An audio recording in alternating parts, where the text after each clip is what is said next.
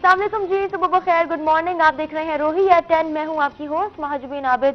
उम्मीद करती हूं कि आप तमाम लोग जो देख रहे हैं, जो सुन रहे हैं, बिल्कुल ठीक ठाक होंगे, खैर खैरियत से होंगे। बारिश का जो सिलसिला शुरू होना था, बारिशों का शहर में और जनूबी पंजाब में वो शुरू हो चुका है और आप यकीनन इस मौसम को एंजॉय कर रहे होंगे, बिल्कुल हमारी तरीके से, जो कि हम भी बहुत ज़्यादा इस मौसम को एंजॉय कर रहे हैं। और साथ ही साथ वीकेंड का आगाज़ हो चुका है। जो हमारे प्लान्स हैं, हमने जो पूरे वीक के बाद पूरे करने होते हैं, अपनी जो भी चीज़ें अचीव करनी होती हैं, उसका आगाज़ हो चुका है। आई होप कि आपने भी बहुत सारे प्लान्स अपने सोचे होंगे, बहुत सारे डिसीजंस आपने लिए होंगे कि ये करना है, ये नहीं करना, ये रूटीन में ऐड करना है, ये चीज़ स्किप करनी है। तो आई होप कि आप इसके लिए बिल्कुल मेंटली प्रिपेयर्ड होंगे, बिकॉज मेंटली प्रिपेयर्ड होना और मेंटल हेल्थ की इंपॉर्टेंस, इस पर तो हम हमेशा ही बात करते हैं। प्रोग्राम का हम आगाज़ करते हैं और रिमाइंडर बहुत ज़रूरी रिमाइंडर, इन केस अगर अभी तक आपने नाश्ता नहीं किया तो नाश्ता कर लें, because this is very important, as I always mention this, के नाश्ता करना बहुत ज़रूरी है। अपना ख्याल रखें ताकि आप अपनों का ख्याल रखने के काबिल हो सके। सेगमेंट का आगाज़ करते हैं। हमारे साथ इस सेगमेंट में कौन मौजूद है, ज़रा इस जानिब बढ़ते हैं। ख्वाजा सगीर अहमद साहब, सदर किसान इत्तेहाद बोर्ड। अस्सलाम वालेकुम, कैसे हैं आप? किसान बोर्ड, कैसे हैं आप? अल्लाह का शुक्र, बिल्कुल ठीक। बिल्कुल ठीक है, खैर खैरियत से है? करम अल्लाह। चलिए, बड़ी अच्छी बात है कि आप बिल्कुल ठीक ठाक है। मौसम के बारे में क्या कहना है आपका? मौसम सर्द है, काफी सर्द है। और दिल का मौसम कैसा है? वो भी सर्द है? अल्लाह का शुक्र है, ठीक है। चलें, वो ठीक है, माशाल्लाह। ये बड़ी अच्छी बात है कि बाहर के हालात भी ठीक है और अंदर के हालात भी बिल्कुल ठीक हैं। ख्वाजा मजहर सदीकी साहब रोही की फैमिली का एक हिस्सा बन चुके हैं। आपका बहुत शुक्रिया एक दफा फिर से आने का। अस्सलाम वालेकुम, कैसे हैं आप? वालेकुम सलाम, आप खैरियत से हैं? मैं बिल्कुल ठीक हूँ, आप ठीक है? मैं मजे में हूँ, खुश हूँ, अल्लाह से मुतमईन हूँ और जिंदगी से बहुत पुरजोश और मुतमईन अल्हम्दुलिल्लाह। माशाल्लाह, बहुत अच्छी बात है। ये कैफियत बयान नहीं कर सकते हम, बिल्कुल बड़ा मुश्किल होता है कि आप अपनी सेटिस्फैक्शन को एक्सप्रेस कर सके कि हाँ जी मैं बिल्कुल मुतमईन हूँ, बिल्कुल ठीक हूँ। हाँ। ये कुछ ऐसी फीलिंग्स होती हैं जो बाज़ औक़ात अनडिस्क्राइबेबल होती हैं। सेगमेंट का हम बाकायदा तौर पर आगाज़ करेंगे, जो हमने बात करनी है उस जानिब बढ़ेंगे, लेकिन सबसे पहले चलते हैं अपने सेगमेंट की जानिब। आज नेकी की बात देखते हैं कि हमारे रिलीजियस स्कॉलर आज हमें नेकी की कौन सी नई बात बताने जा रहे हैं। नहमदुहु व नसल्ली अला रसूलिहिल करीम। मेरे दोस्तों, बुजुर्गों, भाइयों, आज का मेरा पैगाम ये है, देखना लिबास पहनते हुए तकब्बुर की नीयत न करना। आज हम लिबास आला किस्म का इसलिए पहनते हैं ताकि लोगों पे हम नाज कर सकें। हज़रत इब्न उमर रज़ी अल्लाह तआला अन्हु से रिवायत है, वो फरमाते हैं अल्लाह के नबी सल्लल्लाहु अलैहि व आलिहि वसल्लम ने इरशाद फरमाया, जो शख्स लिबास पहनता है शोहरत और तकब्बुर की नीयत से दुनिया में, अल्लाह क़यामत के दिन उसे ज़िल्लत का लिबास पहनाएंगे। लिबास पहनना हो, अच्छा लिबास पहनने में कोई क़बाहत नहीं है, लेकिन नीयत ये होनी चाहिए, ए अल्लाह तू राज़ी हो जा। तकब्बुर की नीयत नहीं होनी चाहिए। अल्लाह मुझे भी आपको भी तकब्बुर से महफूज फरमाए। व आखिरु दावाना अल्हम्दुलिल्लाहि रब्बिल आलमीन। आमीन। और इसी के साथ प्रोग्राम का हम आगाज़ करते हैं। हमारे साथ मौजूद है ख्वाजा सगीर अहमद, सदर किसान बोर्ड। बताइएगा क्या सूरत हाल है, कैसे डिस्क्राइब करेंगे करंट सिचुएशन को? बिस्मिल्लाहिर्रहमानिर्रहीम। सबसे पहले तो आपका और रोही टीवी का बहुत बहुत शुक्रिया कि आप लोगों ने बार बार किसानों की आवाज़ उठाई है। हम इस पे मशकूर हैं रोही टीवी के। मैं यहाँ कई प्रोग्रामों में आ चुका हूँ पहले भी, और किसानों के मसाइल के हवाले से यहाँ बात करते हैं हमेशा से। तो अक्सर तो ये होता है कि बाकी चैनल्स पे या जहाँ भी जो गवर्नमेंट के प्रो चैनल्स हैं, वो हमेशा से उनका यही रहा है कि अगर हमारी कोई पूरी बात नहीं सुनी जाती।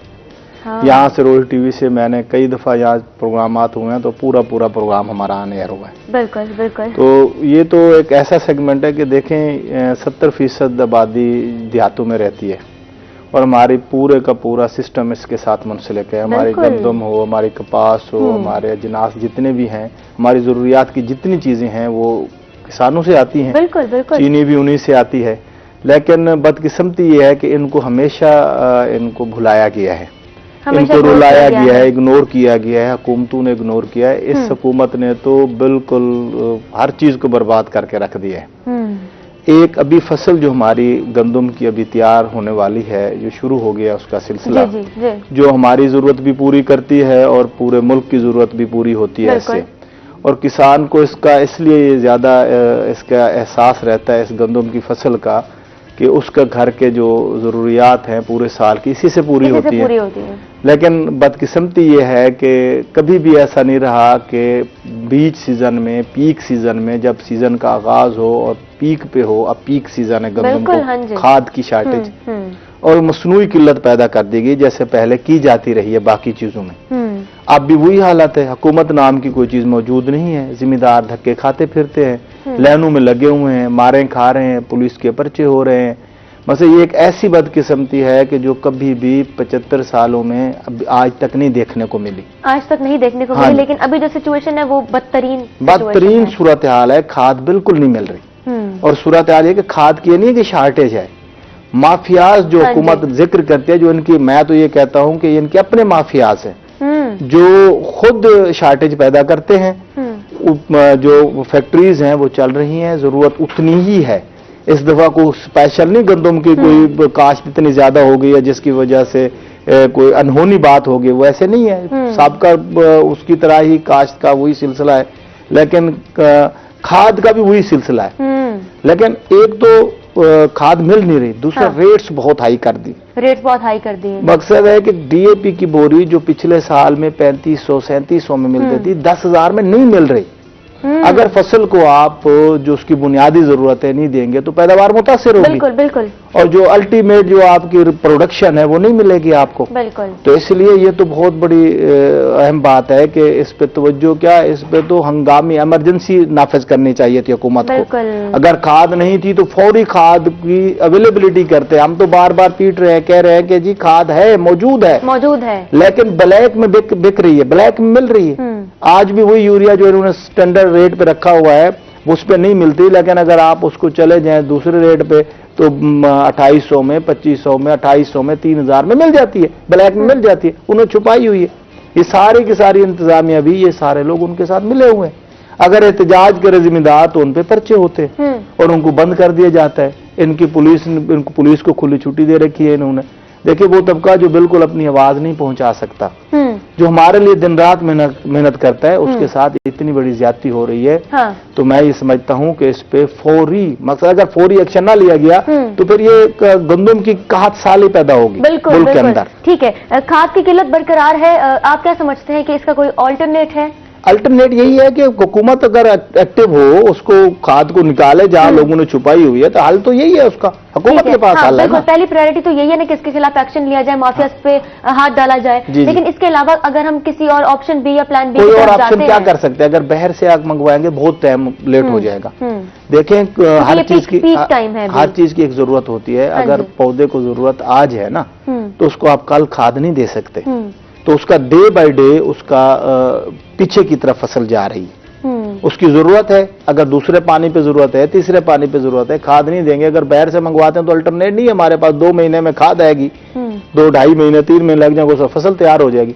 आप देखें ना, ये फरवरी शुरू हो जाएगा, मार्च अप्रैल में फसल तैयार हो जाती है। तो उस वक्त तक जब खाद आएगी तो उस वक्त तक इसका कोई फायदा नहीं होगा। ठीक है, एक जेन्युइन इशू जिसके हवाले से हम बात कर रहे हैं, सोल्यूशन क्या है, इसके हल की जानिब, सोल्यूशन की जानिब क्या कदम बढ़ाए भी जा रहे हैं या नहीं, इस पर हम बात करें ख्वाजा सगीर अहमद साहब से, सदर किसान बोर्ड। और हमारे साथ दूसरे मेहमान हमारे मौजूद है ख्वाजा मजहर सदीकी साहब। देखते हैं कि आज हम किस टॉपिक को डिस्कस करने जा रहे हैं, बिकॉज ऑब्जर्वेशन बड़ी जरूरी होती है। आप भी ऑब्जर्व कर रहे होंगे माशरे में क्या हो रहा है। लेकिन जिस टॉपिक पर मैं समझती हूँ कि बात की जानी चाहिए वो क्राइम रेट है, जिसमें बहुत ज्यादा अनयूजुअल इजाफा होता जा रहा है। इस हवाले से क्या कहेंगे आप? बिस्मिल्लाहिर्रहमानिर्रहीम। देखिए, फी ज़माना जिन हालात से हम गुजर रहे हैं वो किसी से ढके छुपे नहीं है। बिल्कुल। आज जब नफ्सा नफसी के आलम में झूठ है, सिफारिश है, बेरोजगारी है, महंगाई है, ये मेजर इश्यूज हैं हमारी कौम के।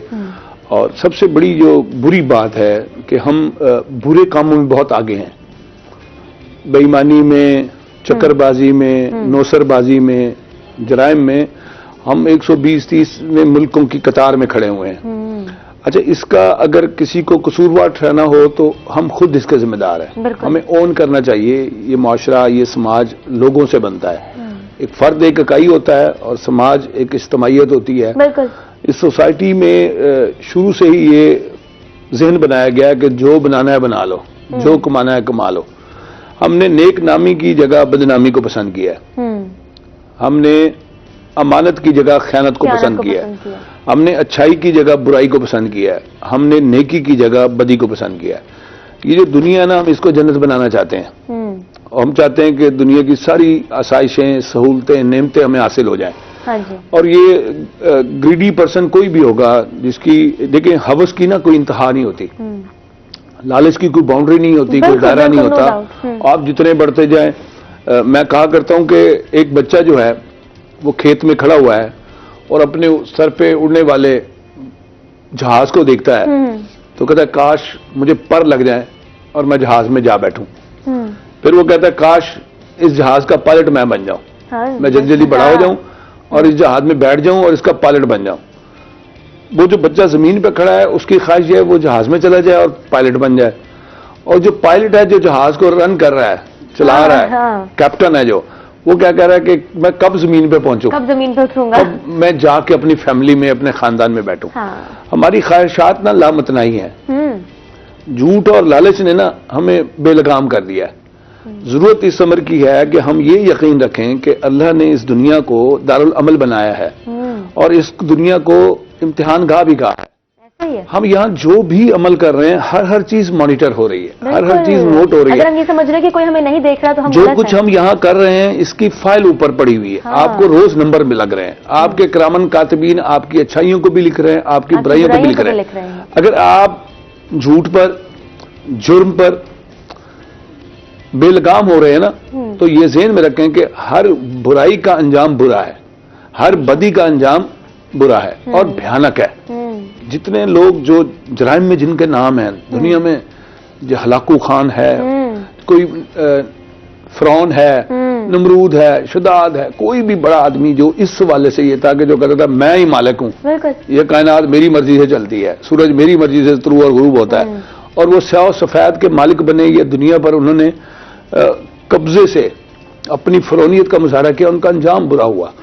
تو ہر وہ شخص جو کسی جرم میں ملوث ہے، جھوٹ بولنا بھی جرم ہے، بالکل ایسا، خیانت کرنا بھی جرم ہے، کسی کے ساتھ نوسر بازی اور دھوکہ دینا بھی جرم ہے، اور یہ بڑے جرم ہیں، دنیا مانتی ہے.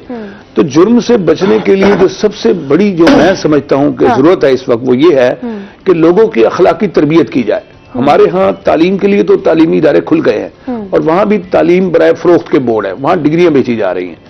تربیت کا کوئی میدان نہیں ہے، یہ خالی پڑا ہوا ہے. تربیت کا میدان خالی پڑے، کوئی ادارہ نہیں ہے. کوئی مدرسہ ہے تو وہ بچوں کو حفظ کرا رہا ہے، فاضل بنا رہا ہے، یعنی اپنا درس پڑھا رہا ہے. اسکول ہے تو وہ ڈگری دے رہا ہے. کوئی ایسا ادارہ نہیں ہے جو لوگوں کی مائنڈ میکنگ کرے، لوگوں کی ذہن سازی کرے.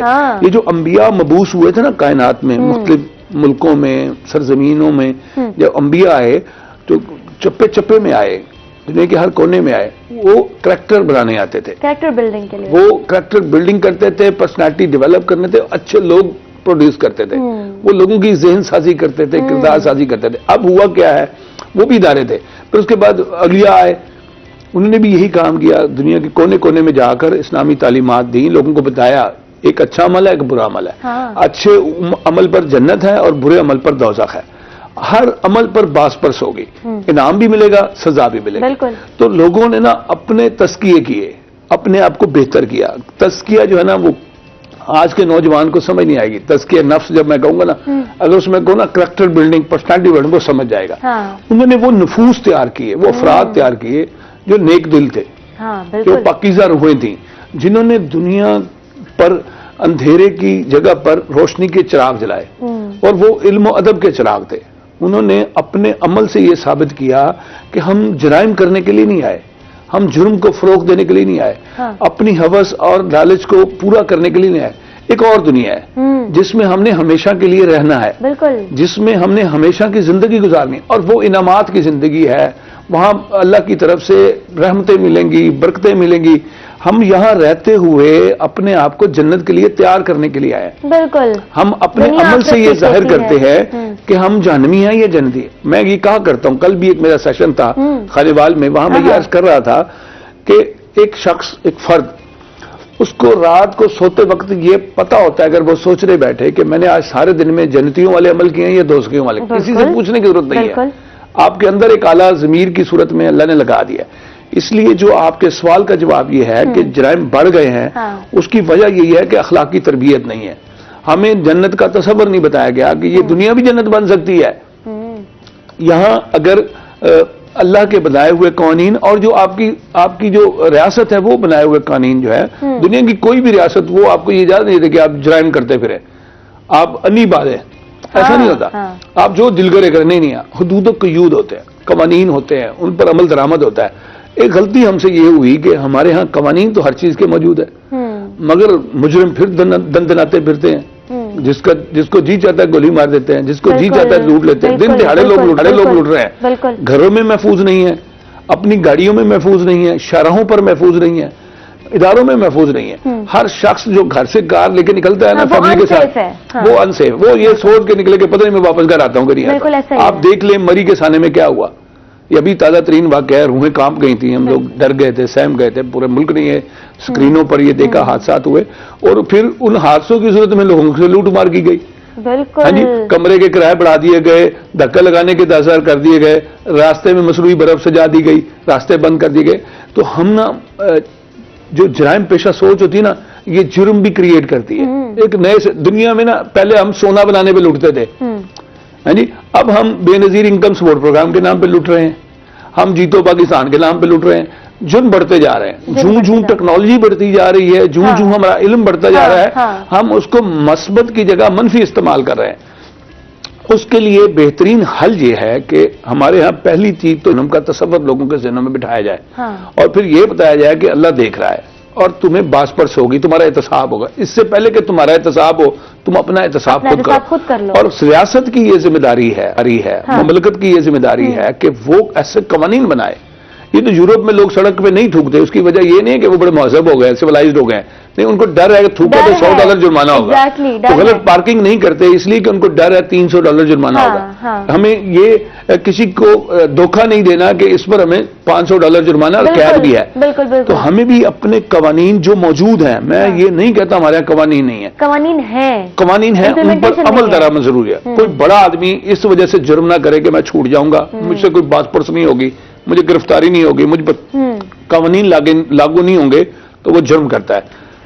ठीक, ख्वाजा मजहर सदीकी साहब हमारे साथ मौजूद है, मोटिवेशनल स्पीकर। हम बात कर रहे हैं कि जराइम की शरह में इजाफा क्यों बढ़े हैं, जराइम, क्राइम रेट इतना ज्यादा क्यों हो रहा है, रूट कॉज क्या है, इसको हम आइडेंटिफाई करने की पूरी कोशिश कर रहे हैं। और जितना वक्त हमारे पास है इस सेगमेंट में, हम कोशिश करेंगे कि ज्यादा से ज्यादा चीजों को हम कवर अप कर सके, बिकॉज सबका एनालिसिस, सबकी ऑब्जर्वेशन बहुत मैटर करती है।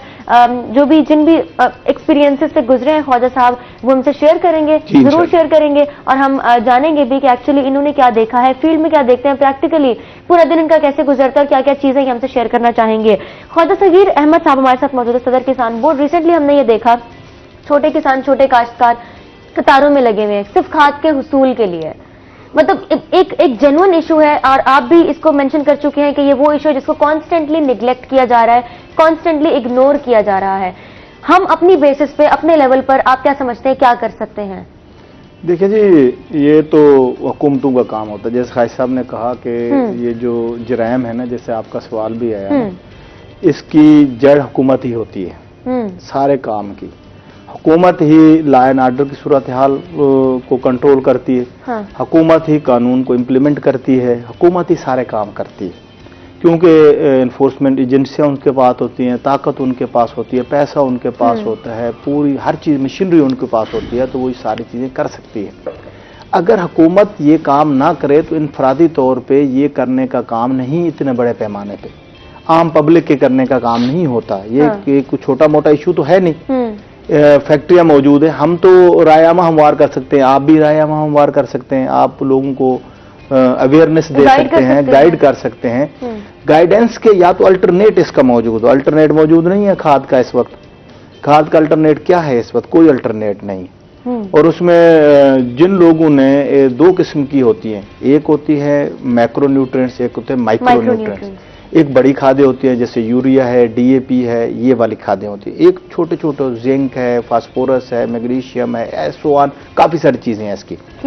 तो ये जो चीजें हैं उससे उसकी कमी पूरी नहीं हो सकती। जो नाइट्रोजन की जो खाद की कमी है वो किसी दूसरे सेगमेंट से पूरी नहीं हो सकती। खाद को ही हुकूमत को इस पे कोशिश करनी होगी, हिम्मत करनी होगी। हमारे तौर पे तो हम कर रहे हैं, एहतजाज भी कर रहे हैं, हम अपने तौर पे लोगों को गाइड भी कर रहे हैं, हम अपने तौर पे मिल भी रहे हैं, इंतजामिया को भी मिल रहे हैं, क्योंकि इंतजामिया की जो मशीनरी है वो हुकूमत के कंट्रोल में होती है ना जी। तो हुकूमत को चाहिए कि इस पे फिल फॉर एक्शन ले। हम तो कई दफा कह चुके पिछले दफा असेंबली में, ये तो पता नहीं कैसे लोगों की हुकूमत है, मैं नहीं समझ आ रही। पहले ही होती थी, चलो कुछ ना कुछ लोगों को समझ तो आती थी ना।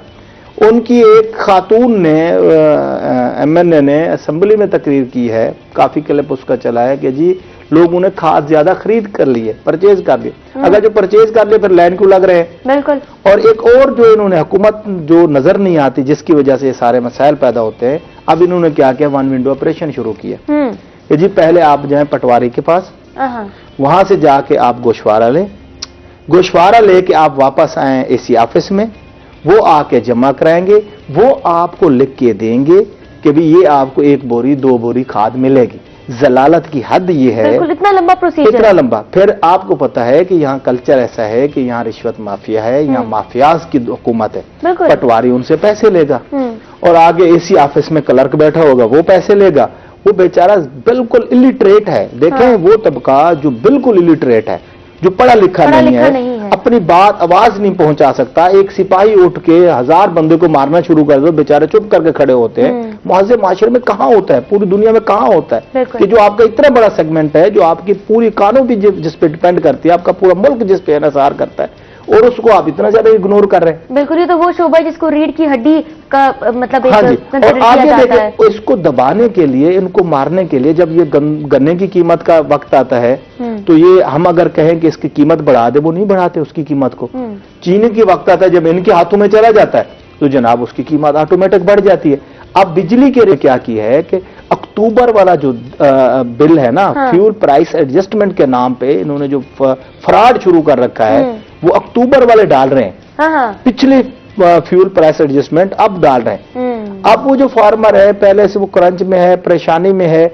अच्छा, वो ट्यूबवेल जब वो चलाता है उसके जो पर यूनिट कास्ट आ रही थी उस पे इन्होंने 20-30 हजार फ्यूल प्राइस एडजस्टमेंट डाल। अब उनको और ज्यादा परेशानी का सामना हो गए। ठीक है, इस हवाले से हम बात करेंगे, गुफ्तगू को जारी रखेंगे, लेकिन एक छोटे से ब्रेक के बाद कहीं मत जाइएगा, हमारे साथ रहिएगा।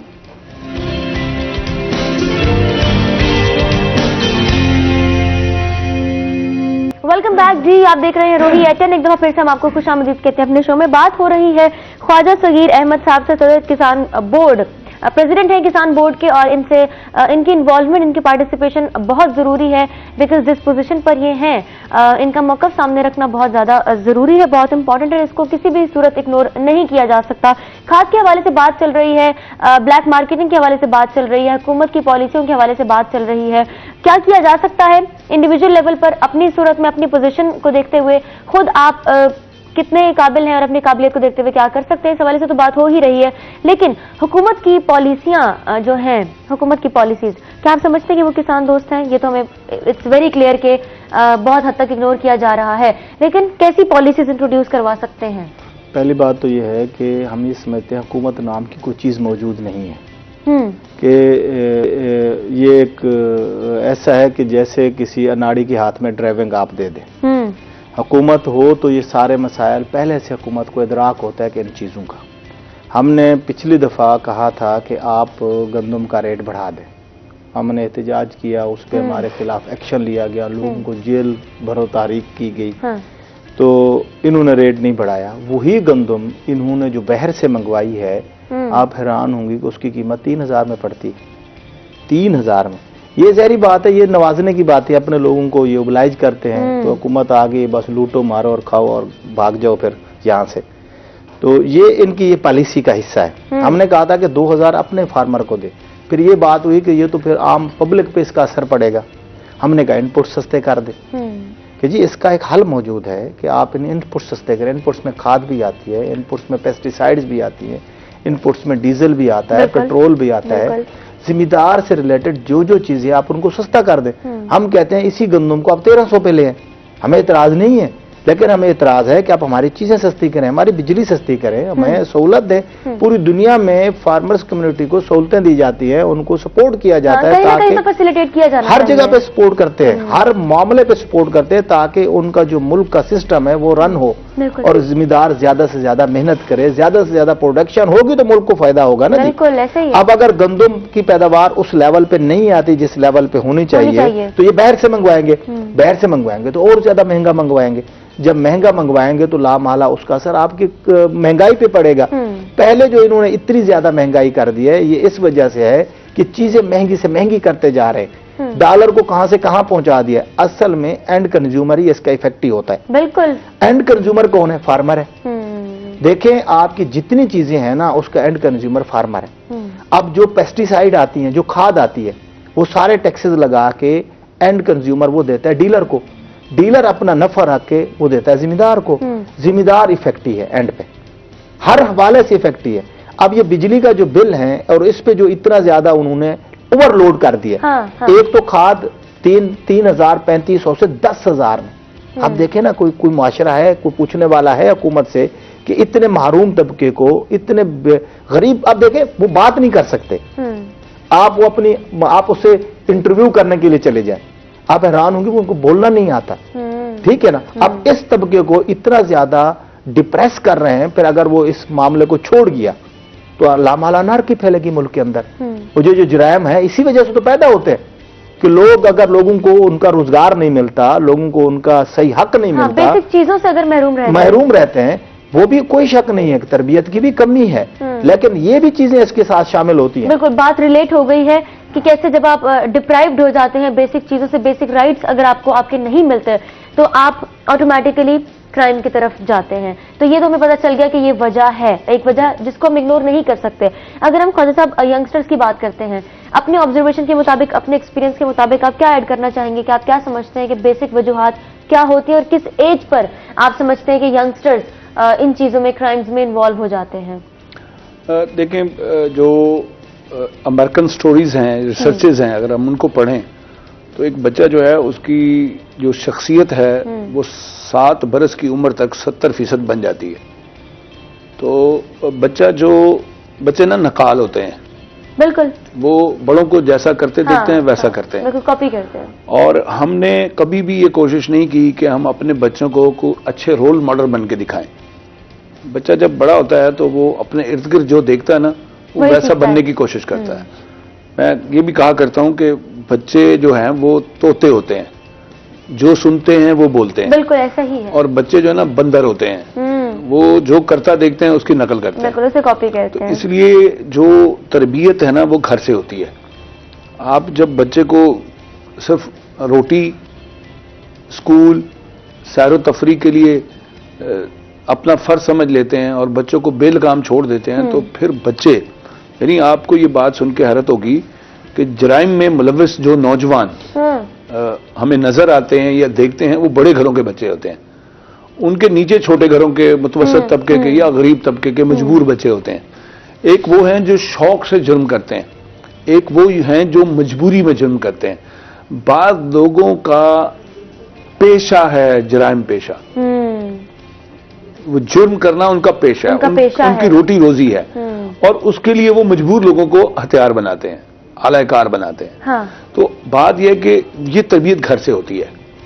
अब्बा जो है वो रिश्वत देता है, अब्बा जो है सिफारिश कल्चर का हिस्सा है, अब्बा जो है वो किसी माफिया का हिस्सा है। घर में जो रोटी पक रही है, जो रोजी घर में आ रही है, वो हलाल नहीं है, वो किसी के खून पसीने की कमाई है जो मेरे घर में ऐश का सबब बन रही है। तो उस रिस्क के नवाले से जो बच्चा बड़ा होगा तो आप उससे खैर की तवक्को रख सकते हैं? बिल्कुल नहीं। आप उसे, वो देख रहे हैं घर में तोहफे आ रहे हैं, गिफ्ट आ रहे हैं, चीजें आ रही हैं और लोग हाथ बांध के खड़े हैं और गिफ्ट भी दे रहे हैं, तो वो उसकी जो सोच है वो वहां उसी तरह की बनेगी, उसकी जो माइंड मेकिंग होगी ना वो उसी तरह की बनेगी। माइंडसेट टोटली डिपेंड करता है कि वो एक्चुअली क्या देख रहा है, किस एनवायरनमेंट में। वो जब नौजवान होता है ना वो ये समझता है ये कामयाबी का शॉर्टकट है। हाँ। तो ये बात मेरे व्यूअर्स ज़हन में रख लें कि कामयाबी का कोई शॉर्टकट नहीं होता। یہ عزم ہوتا ہے, لگن ہوتی ہے, جس پر آپ عمل پیرا ہوتا ہے اور مستقل مزاجی سے کسی ایک کام کو لے کر آپ اس کی چوٹی پر پہنچتے ہیں, یہ کامیابی ہوتی ہے. اور کامیابی کی تعریف کوئی ایک تعریف نہیں ہے, اس کی مختلف تعریفیں ہیں. ہر شخص کے نزدیک کامیابی کی اپنی تعریف ہے.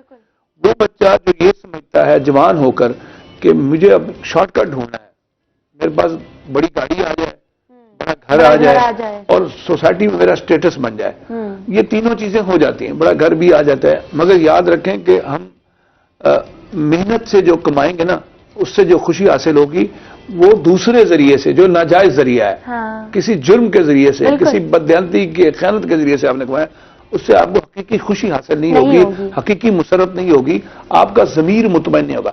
زندگی میں کسی لمحے پر, کسی موڑ پر اس نوجوان کو یہ احساس ضرور ہوگا کہ میں غلط فیصلہ کر چکا تھا اور میں غلط راستے پر چلا تھا اور میں غلط منزل پر پہنچا ہوں. اور وہ گلٹ بھی بہت افیکٹ کرے گا اس کو. ہونا یہ چاہیے. پہلی چیز آپ کے سوال کا پہلا جواب یہ ہے کہ والدین کو اپنے بچوں پر نظر رکھنی چاہیے. ٹھیک ہے. ایک عمر ہوتی ہے جس میں والدین کا فرض بڑھ جاتا ہے. بچہ جب گھر سے باہر, گھر کی دہلیز کے باہر قدم رکھتا ہے تو والدین کو دیکھنا چاہیے یہ کس قسم کے لوگوں کے ساتھ اٹھتا بیٹھتا ہے, اس کے دوست کون سے اور اس کی سرگرمیاں کیا ہیں. جب آپ بچوں کو مثبت سرگرمیاں نہیں دیں گے نا, چھوٹے چھوٹے گول دینے چاہیے, چھوٹے چھوٹے آداب دینے چاہیے, ان کو فوکس رکھنا چاہیے بچوں کو. اچھا میں یہ نہیں کہتا کہ ساری مرضی بڑے اپنے بچوں پر مسلط کر دیں جوانوں کو خود بھی اپنے راستے تلاش کرنے چاہیے. میں کہا کرتا ہوں کہ ہر نوجوان کا اپنا ایک راستہ ہو اور اس کے ہاتھ میں اپنا ایک چراغ ہو جس پر وہ چلے اور وہ منزل کو حاصل کرے. اب وہ بچہ جو والدین جس سے صرف نظر رکھتے ہیں, اس کی طرف دھیان نہیں دیتے, توجہ نہیں دیتے, وہ پھر اپنے راستے خود چنتا ہے. اور اگر وہ ڈی ٹریک ہوتا ہے, وہ تعمیری کسی سرگرمی کی بجائے کسی تخریبی سرگرمی کا حصہ ہوتا ہے, تو یہ الارمنگ ہے والدین کے لیے. جب پہلی شکایت آتی ہے یا پہلی اطلاع آپ تک پہنچتی ہے تو آپ کب چوکس ہو جائیں. ہم کیا کہتے ہیں, چھوڑیں گے ابھی تو جوان ہے, اس کو دیکھنے دیں, اسے مزہ چکنے دیں. اچھا جب وہ پختہ ہو جاتا ہے, وہ بیج جو آپ نے بویا تھا نا وہ درخت بن جاتا ہے, پھر آپ جو بھی درخت ہوگا وہ کھٹا یا میٹھا, اس نے پھل تو دینے ہیں نا, اس نے پھل تو دینے ہیں نا. آپ یہ امید رکھیں کہ میں نے کیکڑ بویا اور اس میں سے کوئی بڑا پھلدار درخت نکلا, ایسا نہیں ہو سکتا. آپ نے جو بیج بویا تھا وہ نفرت کا تھا, تعصب کا تھا, وہ کیکڑ کا تھا, اب اسی پر پھل پھول لگیں گے, آؤٹ پٹ بھی وہی ملے گا. تو اس لیے کہنا یہ چاہتا ہوں کہ نوجوانوں پر جب وہ نئے ذہنوں کے ساتھ میدان عمل میں آتے ہیں, والدین کو ان کی معاونت کرنی چاہیے, مدد کرنی چاہیے اور ان کی رہنمائی کرنی چاہیے. اور رہنمائی اس طرح کریں کہ بیٹا آپ نے اس معاشرے کا مفید شہری بننا ہے, اس سماج کا ایک بہترین انسان بننا ہے, آپ نے اپنے آنے والی نسل کے لیے رول ماڈل بننا ہے. تو بچے آپ نے کوئی ایسی سرگرمی اختیار نہیں کرنی جس سے سماج کو نقصان پہنچے, انسانیت کو نقصان پہنچے. آپ میرے لیے ایک روشن چراغ بنے, نہ کہ میرے لیے ندامت کا باعث بنے. یہ دو چار باتیں ہیں جو والدین کو بچوں کو بتانی چاہیے, اور ان کو اس ایج میں جب وہ گھر کی دہلیز سے باہر قدم رکھ رہے ہیں, انڈیپینڈنٹ ہونا چاہ رہے ہیں, تو آپ ان کو یہ دو چار نصیحتیں کریں اور ان پر نظر رکھیں. دیکھیے ایک پودے پر جب آپ بیج بونے کے بعد پودا بن جاتا ہے اور اس کو درخت بننے کا عمل ہوتا ہے, تو کسان اس کو اکیلا نہیں چھوڑ دیتا, اس کی وہ جھاڑ جھنکار کو صاف کرتا رہتا ہے, اس کو کھاد بھی دیتا ہے, پانی بھی دیتا ہے, اور پھر اس کا آؤٹ پٹ آتا ہے. تو اس لیے میں یہ کہوں گا کہ آج کے نوجوان کو سمت کی طرف لگائیں, اس کو منزل کا پتہ دیں. نوجوان بہت زیادہ تخریب کا شکار ہیں, اس کی وجہ ہماری بے پرواہی ہے, لاپرواہی. بڑوں نے نگاہ رکھنی بند کر دی, خیال رکھنا بند کر دیا. ہم نے یہ کہہ دیا کہ آج کا بچہ جی منہ پھٹ ہے, بدتمیز ہے, کسی کی نہیں سنتا, وہ نہ ماں باپ کی سنتا ہے نہ اساتذہ کی سنتا ہے, وہ بے لگام ہو گیا. اور یہ حقیقت ہے. مجھے کل ایک ٹیچر بتا رہے تھے کہ 9th کلاس کے بچے کو جو 8:30 اسکول کا ٹائم ہے اور وہ 9 بجے کے بعد آتا ہے, تو انہوں نے اپنے شاگرد کو کہا کہ تم 9 بجے روزانہ کی روٹین بنا لیے, لیٹ آتے ہو. تو کہنے لگا جی میں 9 بجے ہی آؤں گا اور اس کے بعد بھی آؤں گا, آپ نے جو کرنا ہے کر لے. ٹیچر رات کو سب پکڑ کے بیٹھا. جی جی टीचर रात को सर पकड़ के मेरे पास आए बैठे थे, कहते कि बच्चे बेलगाम हो गए। मैंने कहा उसकी वजह क्या है कि पीछे वालिदैन की सपोर्ट है। वालिदैन ने कभी खबर नहीं ली कि बच्चा जो 8 बजे घर से निकलता है और चंद फरलांग पे स्कूल है, वो 8:30 क्यों नहीं पहुंचता। और आप स्कूल को भी ये चाहिए कि पेरेंट्स के साथ मीटिंग करें और उस बच्चे की ऐसे बच्चे जो जवानी में अभी कदम रख रहे हैं और मुंह पाट हैं। देखिए यहाँ एक और बात भी समझने की जरूरत है, बदतमीज होने में, मुंह फाट होने में और आउटस्पोकन में ना एक लकीर का फर्क है। बिल्कुल, आप बात करें मगर तहजीब के साथ, तमीज के साथ, अखलाक के दायरे में रहते हुए।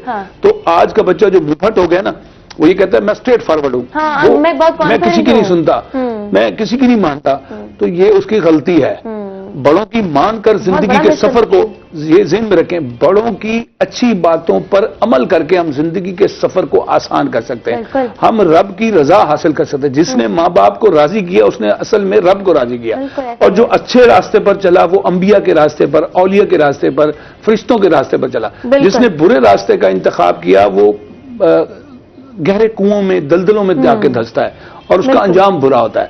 ये बातें अगर नसीहत अमोज अंदाज में, प्रैक्टिकल अंदाज में, तजुर्बात के अंदाज में बच्चों को बताई जाएं तो मैं नहीं समझता वो डी ट्रैक होंगे या तकरीब का हिस्सा बनेंगे और या वो गलत रास्ते का इंतखाब करेंगे। फ्रेंडली रिलेशन बहुत बड़ी जरूरत है। फ्रेंडली रिलेशनशिप होना चाहिए वालिदैन का अपनी औलाद के साथ, लेकिन साथ ही साथ चेक एंड बैलेंस को बिल्कुल भी इग्नोर नहीं किया जा सकता। फ्रेंडली जो रिलेशनशिप था ना, इसने बड़ा नुकसान दे दिया है। ये जो हमारे अब्बा थे ना, जो शेर की आंख से देखते थे, वो वाले बहुत अच्छे थे। मैं ये लोगों का कहता हूं, वो अब्बे जो धूप में खड़े होकर स्कूल के बाहर 1-1 घंटा इंतजार करते हैं और वो चॉकलेट भी लेके खड़े होते हैं, इन बापों को ना डांट खानी पड़ रही है। वो जो अब्बे जो परवाह नहीं करते थे और शेर की आंख से देखते थे, उनके अब्बों ने बड़े बड़े एजाजात हासिल किए हैं, बड़ी बड़ी डिग्रियां ली हैं और मुल्क को कौम की खिदमत कर रहे हैं। बहुत खूबसूरत पॉइंट ऐड किया ख्वाजा मजहर सिद्दीकी साहब ने। और बात हो रही है जराइम के रेट में, क्राइम रेट में इजाफा क्यों हो रहा है, यंगस्टर्स की कितनी इन्वॉल्वमेंट है और on the other side youngsters इसको कंट्रोल करने में अपना कितना किरदार अदा कर सकते हैं। ख्वाजा सगीर अहमद साहब हमारे साथ मौजूद, सदर किसान बोर्ड। गंदम की फसल के हवाले से बात हो रही है कि इसकी प्रोडक्शन बहुत ज्यादा अफेक्ट हो रही है। जनूबी पंजाब की हम बात करते हैं तो नो डाउट ये एक ज़रई खिता है, फिर भी जनूबी पंजाब को इस हद तक इग्नोर किया जाना, आप इस पर क्या कमेंट करेंगे, क्या बात ऐड करना चाहेंगे कि किस चीज की जरूरत है? इससे पहले तो मैं एक और बात ऐड करता हूं, उसमें यह है कि ये एक बिल है, अक्टूबर का नहीं है, इस वक्त का बिल है। ओके। और इस महीने का है और इसमें जो फ्यूल प्राइस एडजस्टमेंट डाली गई है 4.744 के हिसाब से अलहदा डाली गई। और इस महीने का उस बंदे का जो बिल है वो 32,534 का है, 2,27,828 का डाला गया। इसमें ये एडजस्टमेंट डाली गई है। असूली तौर पे जो भी प्रॉब्लम आते हैं, जो भी क्राइसिस आते हैं, वो क्राइसिस हुकूमत मैनेज करती है, हुकूमत सब्सिडी देती है। मसले साबका दौरों में और पूरी दुनिया में ये तरीकाकार मौजूद है कि जब भी कोई ऐसा कोई बड़ा थ्रेट आता है, कोई ऐसा जैसे पेट्रोल का थ्रेट आया, दुनिया में रेट्स इसके बढ़ गए, तो गवर्नमेंट अपनी आवाम को, अपने उन तबकों को जो बिल्कुल निचली सतह पे काम करते हैं, उनको उठाती है, उनको सपोर्ट करती है। तो ये उनको सब्सिडी देनी चाहिए थी। हत्ता कि अगर खाद के रेट बढ़ गए, कहाँ बढ़ गए, क्या बढ़ गए। देखिए, अगर आपकी गंदम, आपके लोगों को आटा आज महंगा मिल रहा है तो ये आपके गंदम अपने मुल्क में पैदा होती है ना, कोई बाहर से तो नहीं पैदा होके आती। अगर आपका चावल आपके मुल्क में पैदा होता है तो आपके अवाम को सस्ता मिलना चाहिए। डॉलर का बढ़ाना ये किसकी हाथ में है? हुकूमत के हाथ में है ना। डॉलर को ऊपर लेके जाना और उसको इतनी हाई पोजीशन पे लेके जाना, तो उसका इम्पैक्ट तो फिर इसी पे आता है कि जी अगर आप ये जो आपका फार्मर है, इसको खाद और बीज और ये सारी चीजें, पेस्टिसाइड, देखें हमारे साथ इंडिया है, वहां अगर वो बीज देते हैं तो बीज जो हाई क्वालिटी का देते हैं, उसमें वो अपने फार्मर्स को साल 2-2 साल पहले से 2-2 किलो, एकड़ 2-2 एकड़ का बीज फ्री में देते हैं। और दूसरा, उनका अगर कोई जिम्मेदार इंपोर्ट करे, जरिए अद्वियात इंपोर्ट करे जो जरूरत होती है फसलात के लिए, कीड़े मारने के लिए, बाकी दूसरी चीजों के लिए, तो उन पर कोई टैक्स नहीं है, कोई जीएसटी नहीं है, वो फ्री में मंगवा सकता है गैर मुल्क से। अगर कोई बड़ा फार्मर है या 10-20 फार्मर मिल के कर सके, ہم جو ہماری آ رہی ہے پیسٹیسائڈ آ رہی ہے، دوسرا سیگمنٹ ہے، کھاد ہے بڑا سیگمنٹ، اس کے بعد ذریعہ ادویات بڑا سیگمنٹ ہے، اس پہ انہوں نے ٹیکس چڑھا رہے ہیں. اب جو امپورٹ کرتا ہے وہ ٹیکس پے کرتا ہے، اس کے بعد جو کمپنیز ہیں ان پہ ٹیکس وہ کمپنیاں اس پہ لوڈ کرتی ہیں، پھر اس کے بعد ڈیلر اپنا نفع لیتا ہے، آخر میں جا کے ذمہ دار کو بھرنے پڑتے ہیں ساری چیز. گورنمنٹ کو چاہیے کہ یہ سبسڈی دے. اگر کھاد کا ریٹ بڑھ گیا ہے تو سبسڈی دے. اگر فیول پرائس ایڈجسٹمنٹ ہے تو فارمر سے تو نہ لے نا جی. مقصد ہے ان سے کیوں لے رہے ہیں آپ ان کو ایڈجسٹمنٹ دیں، آپ ان کو فیول پرائس ایڈجسٹ کے مد میں آپ ان کو سبسڈی دیں. مطلب یہ حکومت کا کام ہے نا. اگر ان کو دیں گے تو اگلی فصل متاثر ہوگی. جو یہ فصل متاثر ہو رہی ہے اس کی پیداوار نہیں آئے گی، آپ باہر سے گندم منگوائیں گے، کاشت سالی کا آپ کو سامنا کرنا پڑے گا، فارمر کی سکت نہیں ہوگی اگلی فصل کاشت کرنے کے لیے. جو نیکسٹ فصل آئے گی اس کا کیا کریں گے پھر؟ اس کے بعد پیسے تو نہیں ہوں گے. آٹومیٹکلی اگلی جو فصل ہوگی اس کی پروڈکشن پہ بھی نیگیٹو امپیکٹ ہوگا. اس پر ہم بات کریں گے لیکن ایک چھوٹے سے بریک کے بعد. کہیں مت جائیے گا، ہمارے ساتھ رہیے گا.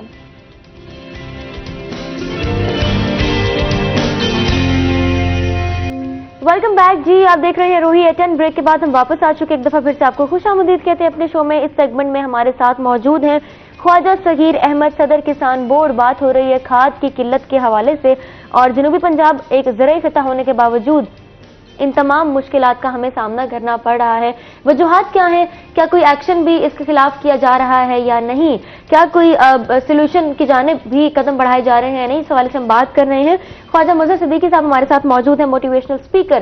ہم بات کر رہے ہیں جرائم میں اضافہ ہو رہا ہے، کرائم ریٹ ہر طرح سے، ہر اسپیکٹ سے. اس میں ینگسٹرز کی کتنی انوالومنٹ ہے اور ینگسٹرز اپنا کتنا کردار ادا کر سکتے ہیں، اس حوالے سے ہم بات کریں. بات کو کنٹینیو رکھتے ہیں. آپ کچھ چیزیں ایڈ کر رہے تھے، بہت ہی پازیٹیو چیزیں، بڑی پازیٹیو اپروچ کے ساتھ. اب ہم اگر ینگسٹرز کا رول اس میں ہم ڈسکرائب کرنے کی کوشش کریں کہ ایکچولی نوجوان نسل اپنا کتنا اور کیا کردار ادا کر سکتی ہے اس کے خاتمے کے لیے، اس میں جو اضافہ ہو رہا ہے ان یوزول اضافہ، اس کو کنٹرول کرنے کے لیے. لیکن میں ان موٹیویشن سپیکرز میں سے نہیں ہوں جو قوم کو وہ مورد الزام ٹھہرائیں، سماج کو غلط کہیں. میں تو جھنجھوڑنے کے لیے ہوں، بیدار کرنے کے لیے ہوں، جگانے کے لیے ہوں.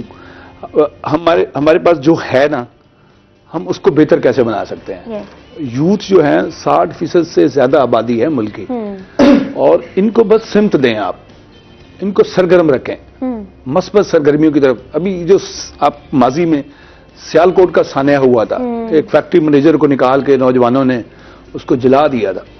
تو کیا وجہ ہے کہ وہاں مادیت پرستی بہت زیادہ ہے، وہاں کمانا ہے، بڑا آدمی بننا ہے، اور زندگی جو ہے وہ ویلیوز پر کھڑی ہوتی ہے. ہم محنت کے ذریعے کمائی تو لے آتے ہیں، مگر ہم محنت کے ذریعے عزت نہیں کماتے. روپے پیسے کی کمائی کو ہم کمائی سمجھتے ہیں.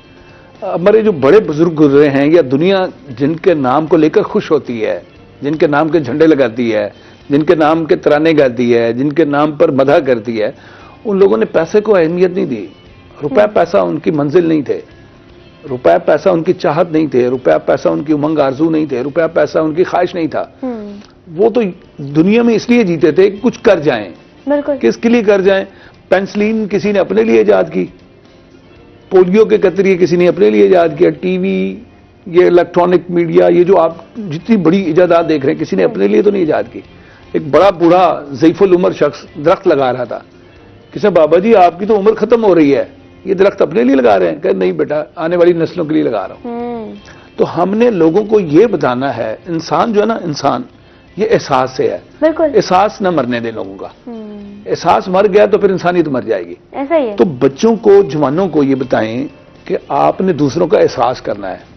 یہ جو ہماری جو سرزمین ہے، یہ جو خطہ ہے، اولیاء کی سرزمین ہے. اولیاء نے محبت کے بیج بوئے ہیں، وہ نفرت کی فصلیں نہیں تیار کی. اور درخت اور بیل میں بھی فرق سمجھائیں بچوں کو. درخت دیر سے لگتا ہے. انسانی زندگی درخت کسی ہے جو خود دھوپ سے آتا ہے، دوسروں کو چھاؤں دیتا ہے. آپ بانسری کو بجاتے ہیں نا، تو اس کو دیکھیں، اس کا اپنا جسم چھدا ہوا ہوتا ہے، کہاں کہاں سوراخ نہیں ہوتے، پر سننے والے کو سرور آ رہا ہوتا ہے. بڑی خوبصورت بات کی آپ نے. جی، یہ درخت ہے، اپنا پھل خود نہیں کھاتا، ہم کھاتے ہیں، آپ سب کھاتے ہیں. وہ جو بابا درخت لگا رہا تھا وہ اپنے لیے نہیں لگا رہا تھا، وہ آنے والی نسلوں کے لیے لگا رہا تھا. کسان اپنی فصل کتنی کھا لے گا؟ 2 وقت کی روٹی. وہ سماج کے لیے کرتا ہے سارا کچھ. تو ہمیں بھی نوجوانوں کو یہ بتانا ہے کہ جو کائنات جو رب نے بنائی ہے نا، वो इसलिए बनाई हम एक दूसरे की मदद करें, एक दूसरे का सहारा बने, एक दूसरे की खिदमत का जज्बा हो। खिदमत में अजमत क्यों कहा गया है? हम खिदमत से भाग रहे हैं, हमारे जहन में सिर्फ ये है कि दुनिया कमा लो। भाई इज्जत कमाओ, बिल्कुल भाई अपनी वैल्यूज बनाओ। हमारी वैल्यूज ये होनी चाहिए, हमारी इकदार ये होनी चाहिए कि हमने इज्जत कमानी है, हमने एहतराम कमाना है, हमने खिदमत करनी है। हमारी वैल्यू हो गई पैसा बनाना है, बड़ी गाड़ी लेनी है, बड़ा बंगला लेना है, मुल्तान के सबसे बड़े DHA में घर बनाना है, भाई ये ख्वाब नहीं है। ईदी साहब की कौन सी जायदाद थी, कौन से घर में रहते थे? हकीम सईद मरहूम कौन से घर में रहते थे? बड़े बड़े लोग छोटे से घर में ही जिंदगी गुजार देते थे। मैं अभी पढ़ रहा था डॉक्टर इसरार अहमद साहब के बारे में कि वो एक छोटे से कमरे में जिसमें एक बेड आता था, ये उनकी कुल कायनात थी। हमारे हजूर सल्लल्लाहु अलैहि वसल्लम की देख लें, जिंदगी में क्या है, छोटा सा घर। आप हजरत उमर रजी अल्लाह ताला को मैं पढ़ रहा था कि खातून आई कि आपके खलीफा कौन है? कहा उमर है। कहा मुझे अपनी जरूरत है, हाजत है, मैं अपनी को मसला लेके आई हूं। कहा वो फलां घर में है। जब वो आपके घर आई तो देखा कि आप एक चटाई पर सोए हुए हैं और ईंट को तकिया किया हुआ है। तो वो ये कहकर वापस चली गई कि ये तो खुद गरीब है, मेरा मसला क्या हल करेगा। अब उमर का नाम था, क़यामत हम सुनते रहेंगे रज़ी अल्लाह तआला अन्हु का। तो बच्चों को, जवानों को ये समझाना है कि नेक कमाई घर लानी है, नेक कमाई के असरात होंगे। बिल्कुल, नेक कमाई से आपकी औलाद नेक होगी, साले होगी, पकीज़ा होगी। अंबिया अलैहिस्सलाम जब अल्लाह से दुआ मांगते थे ना औलाद के लिए, वो ये नहीं कहते थे अल्लाह मियां मुझे बेटा दे दे, बेटी दे दे। वो ये कहते थे अल्लाह नेक साले और पकीज़ा औलाद दे। बिल्कुल, हमने औलाद की दुआ मांगी, नेक साले पकीज़ा की नहीं मांगी। तो बच्चों और जवानों को ये समझाएं कि आपकी वैल्यूज ये हो कि आपने एहतराम कमाना है, इज्जत कमानी है, आपने खिदमत के काम करने हैं और इसके लिए अपने आप को खपा देना है, अपनी जान लगा देनी है। जब वो आपको देखेंगे कि वालिद भी ऐसे हैं, दादा भी ऐसे हैं, उन्होंने लोगों की खिदमत की है, इंसानों को आसानियां दी हैं, ये दुनिया को जब आप आसानी देने की सोच बनाएंगे ना अपने, तो अल्लाह और कायनात आपको आसानियां देने लग जाएगी। तो बच्चों को अगर जराइम से रोकना है, जवानों को अगर जराइम की दुनिया से अलग करना है, तो उनको जन्नत जहन्नम का बताएं, उनको नफरत से निकालें, तासुब से निकालें, उनको ये बताएं कि आपने लोगों के लिए यूजफुल होना है। हाँ, रोल मॉडल बनना है। बिल्कुल, इस पे बच्चों को अगर हम ये समझाएं, उनके जहनों में ये बात बिठाएं कि आपने आगे जाकर किसी के लिए आइडियल बनना है, रोल मॉडल बनना है, तो आई थिंक ये बहुत बड़ा काम है जो हम कर सकते हैं और ये किया जा सकता है, इसका पोटेंशियल हम रखते हैं। ख्वाजा सगीर अहमद साहब, इस सेगमेंट के इख्तिताम पर क्या बात ऐड करना चाहेंगे आप माफियात के हवाले से? हाँ जी, मैं तो ये कहूँगा कि फिलफोर जो खाद की अवेलेबिलिटी है ना, इसको इंश्योर करे हुकूमत, ताकि अगली फसल हमारी बच सके। और दूसरी बात यह है कि जो खादों अपना बिजली के बिलों के अंदर इन्होंने फ्यूल प्राइस एडजस्टमेंट की है, उसको ख़त्म किया जाए फिलफोर। और जो अहम बात है जो आपने जनूबी पंजाब के हवाले से कही थी, तो यहाँ से तो काफ़ी सारे लोग हुकूमत में इस वक्त, आपके मुल्तान से भी हैं और बड़े बड़े उहदों पे हैं, आपके बावलपुर से भी हैं, रेमियर खान से भी हैं, वफाकी मिनिस्टर भी हैं। वो कहाँ हमारी बात करते, किस जगह पे उन्होंने बात की है, किस जगह पे हमें सपोर्ट करने की कोशिश की है। देखें, अगर आपका फार्मर बैठ जाएगा तो आपका मुल्क बैठ जाएगा। बिल्कुल ऐसा ही है, इसमें कोई प्रायोरिटी उसको फार्मर को दें। अभी तक जो हो चुका है हो चुका है, अभी कुछ वक्त बाकी है। अगली फसल को बचाने के लिए आप इसको फार्मर को सपोर्ट करें, अपने जिम्मेदार को सपोर्ट करें, अपने किसान को सपोर्ट करें, ताकि खित्ते को सपोर्ट करें। देखिए यहाँ से, अच्छा मजे की बात है कि अपर पंजाब की तरफ अगर है तो वहाँ काफी सारी चीजें हैं जो कारोबार में लोग अंगेज हैं। हमारा तो खित्ता टोटल है ही इस पे डिपेंड करता है। और हमारे यहाँ जो ज्यादातर जिम्मेदार हैं 80 से 90%, वो तो छोटे फार्मर हैं, 10-12 एकड़ वाले। तो हुकूमत को चाहिए कि इसको फिलफौर जो है ना, इस पे खाद वाले अवेलेबिलिटी को इंश्योर करें। ठीक है, thank you so much Khwaja मजहर सिद्दीकी साहब, बहुत शुक्रिया। बहुत सारी चीजें, बहुत अच्छी अच्छी चीजें आपने एक दफा फिर से ऐड की।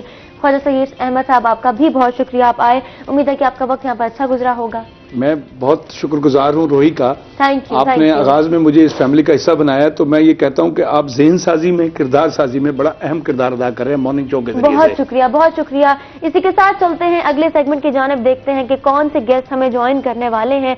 लेकिन उससे पहले लेंगे यहाँ पर एक छोटा सा ब्रेक। कहीं मत जाइएगा, हमारे साथ रहिएगा।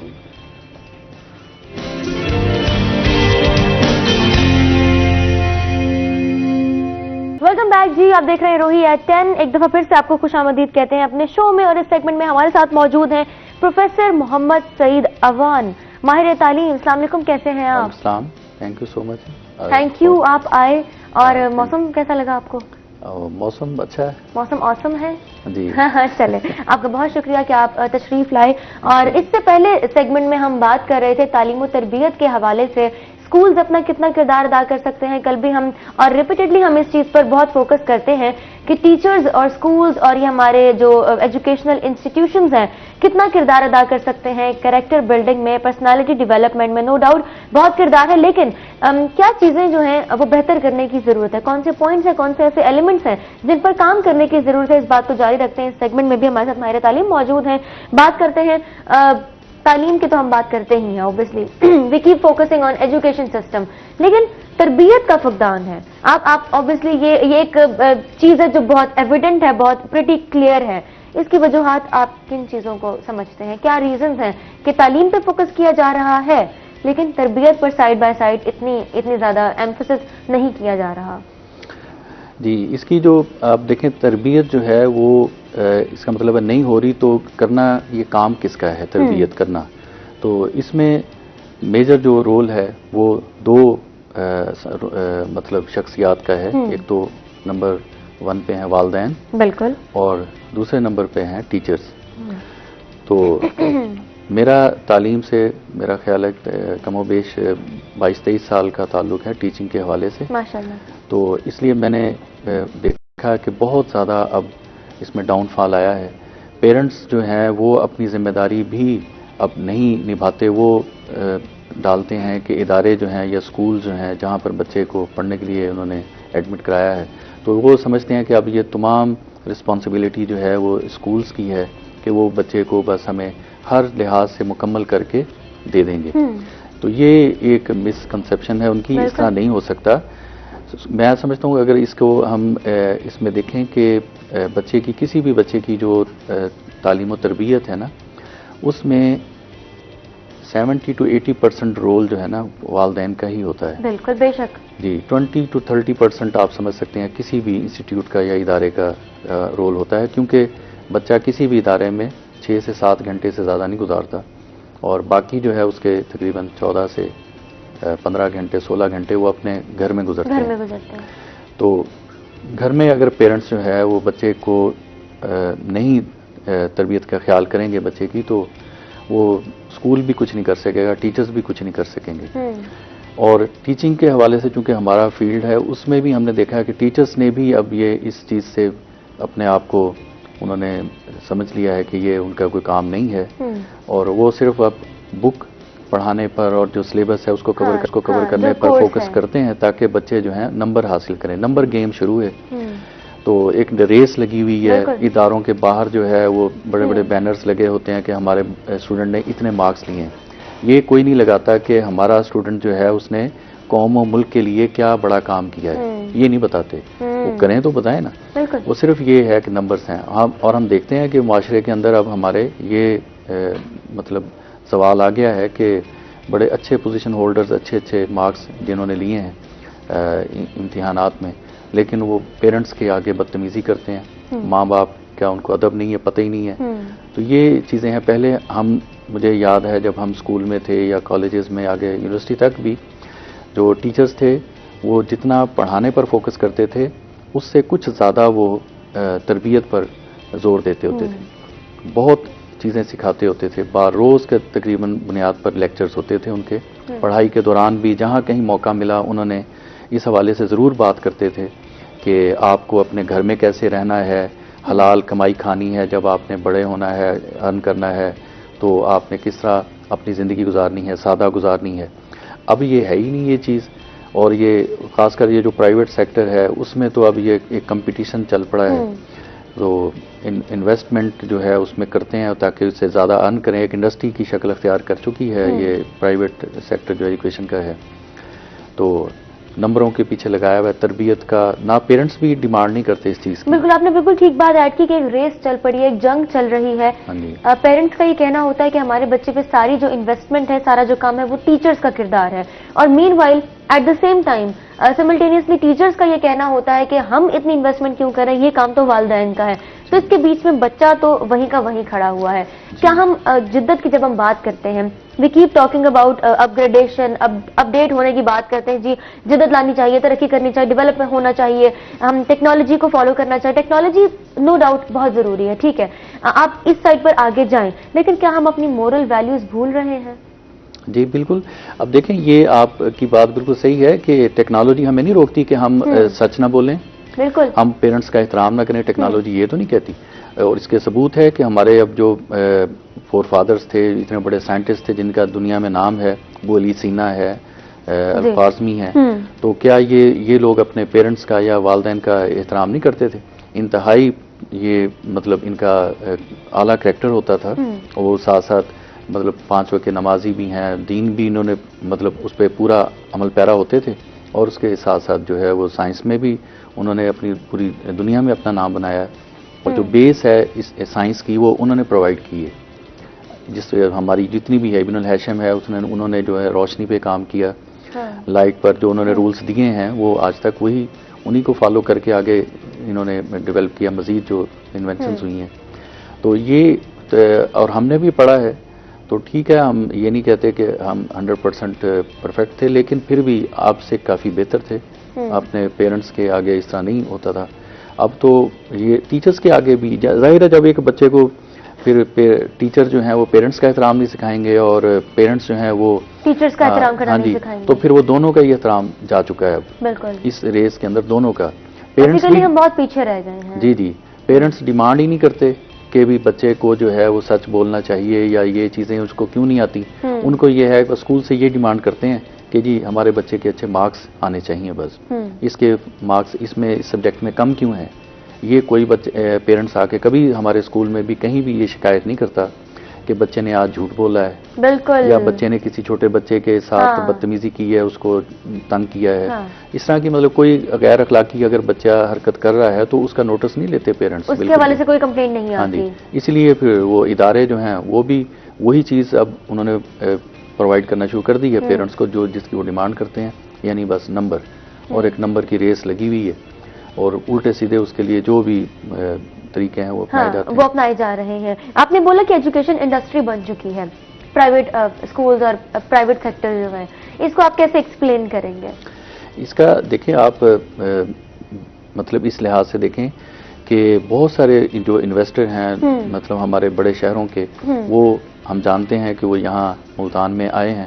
مطلب ایک اسکول ہوتا ہے, اس کا اگر مقصد ہے کہ بھی میں تعلیم دوں, تو انہوں نے 40 برانچز بنائی ہوئی ہیں. آپ خود مطلب اس میں سوچ سکتے ہیں کہ کس طرح وہ مینیج کر سکتے ہیں.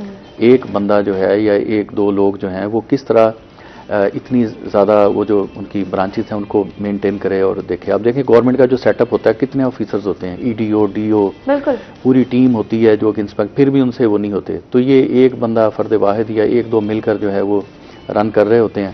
تو ان کا مقصد کیا ہوتا ہے, اور بلڈنگز ان کی دیکھیں آخر وہ انویسٹمنٹ کہاں سے آئی ہے. اگر وہ مطلب یہ ان کا مقصد نہ ہوتا تو بلڈنگ جو ہے وہ 3 منزلہ بلڈنگ ہیں, اور تقریباً 10 ایکڑ کے اوپر یا 2 4 ایکڑ کے اوپر انہوں نے ایک برانچ بنائی ہوئی ہے. اس طرح کی ان کی 20 برانچز ہیں. تو یہ ثبوت ہے کہ بھی ان کو یہ چیز ہی چاہیے, 1 سے 2 اگلے سال پھر 4 ہو رہی ہیں, پھر 5 ہو رہی ہیں.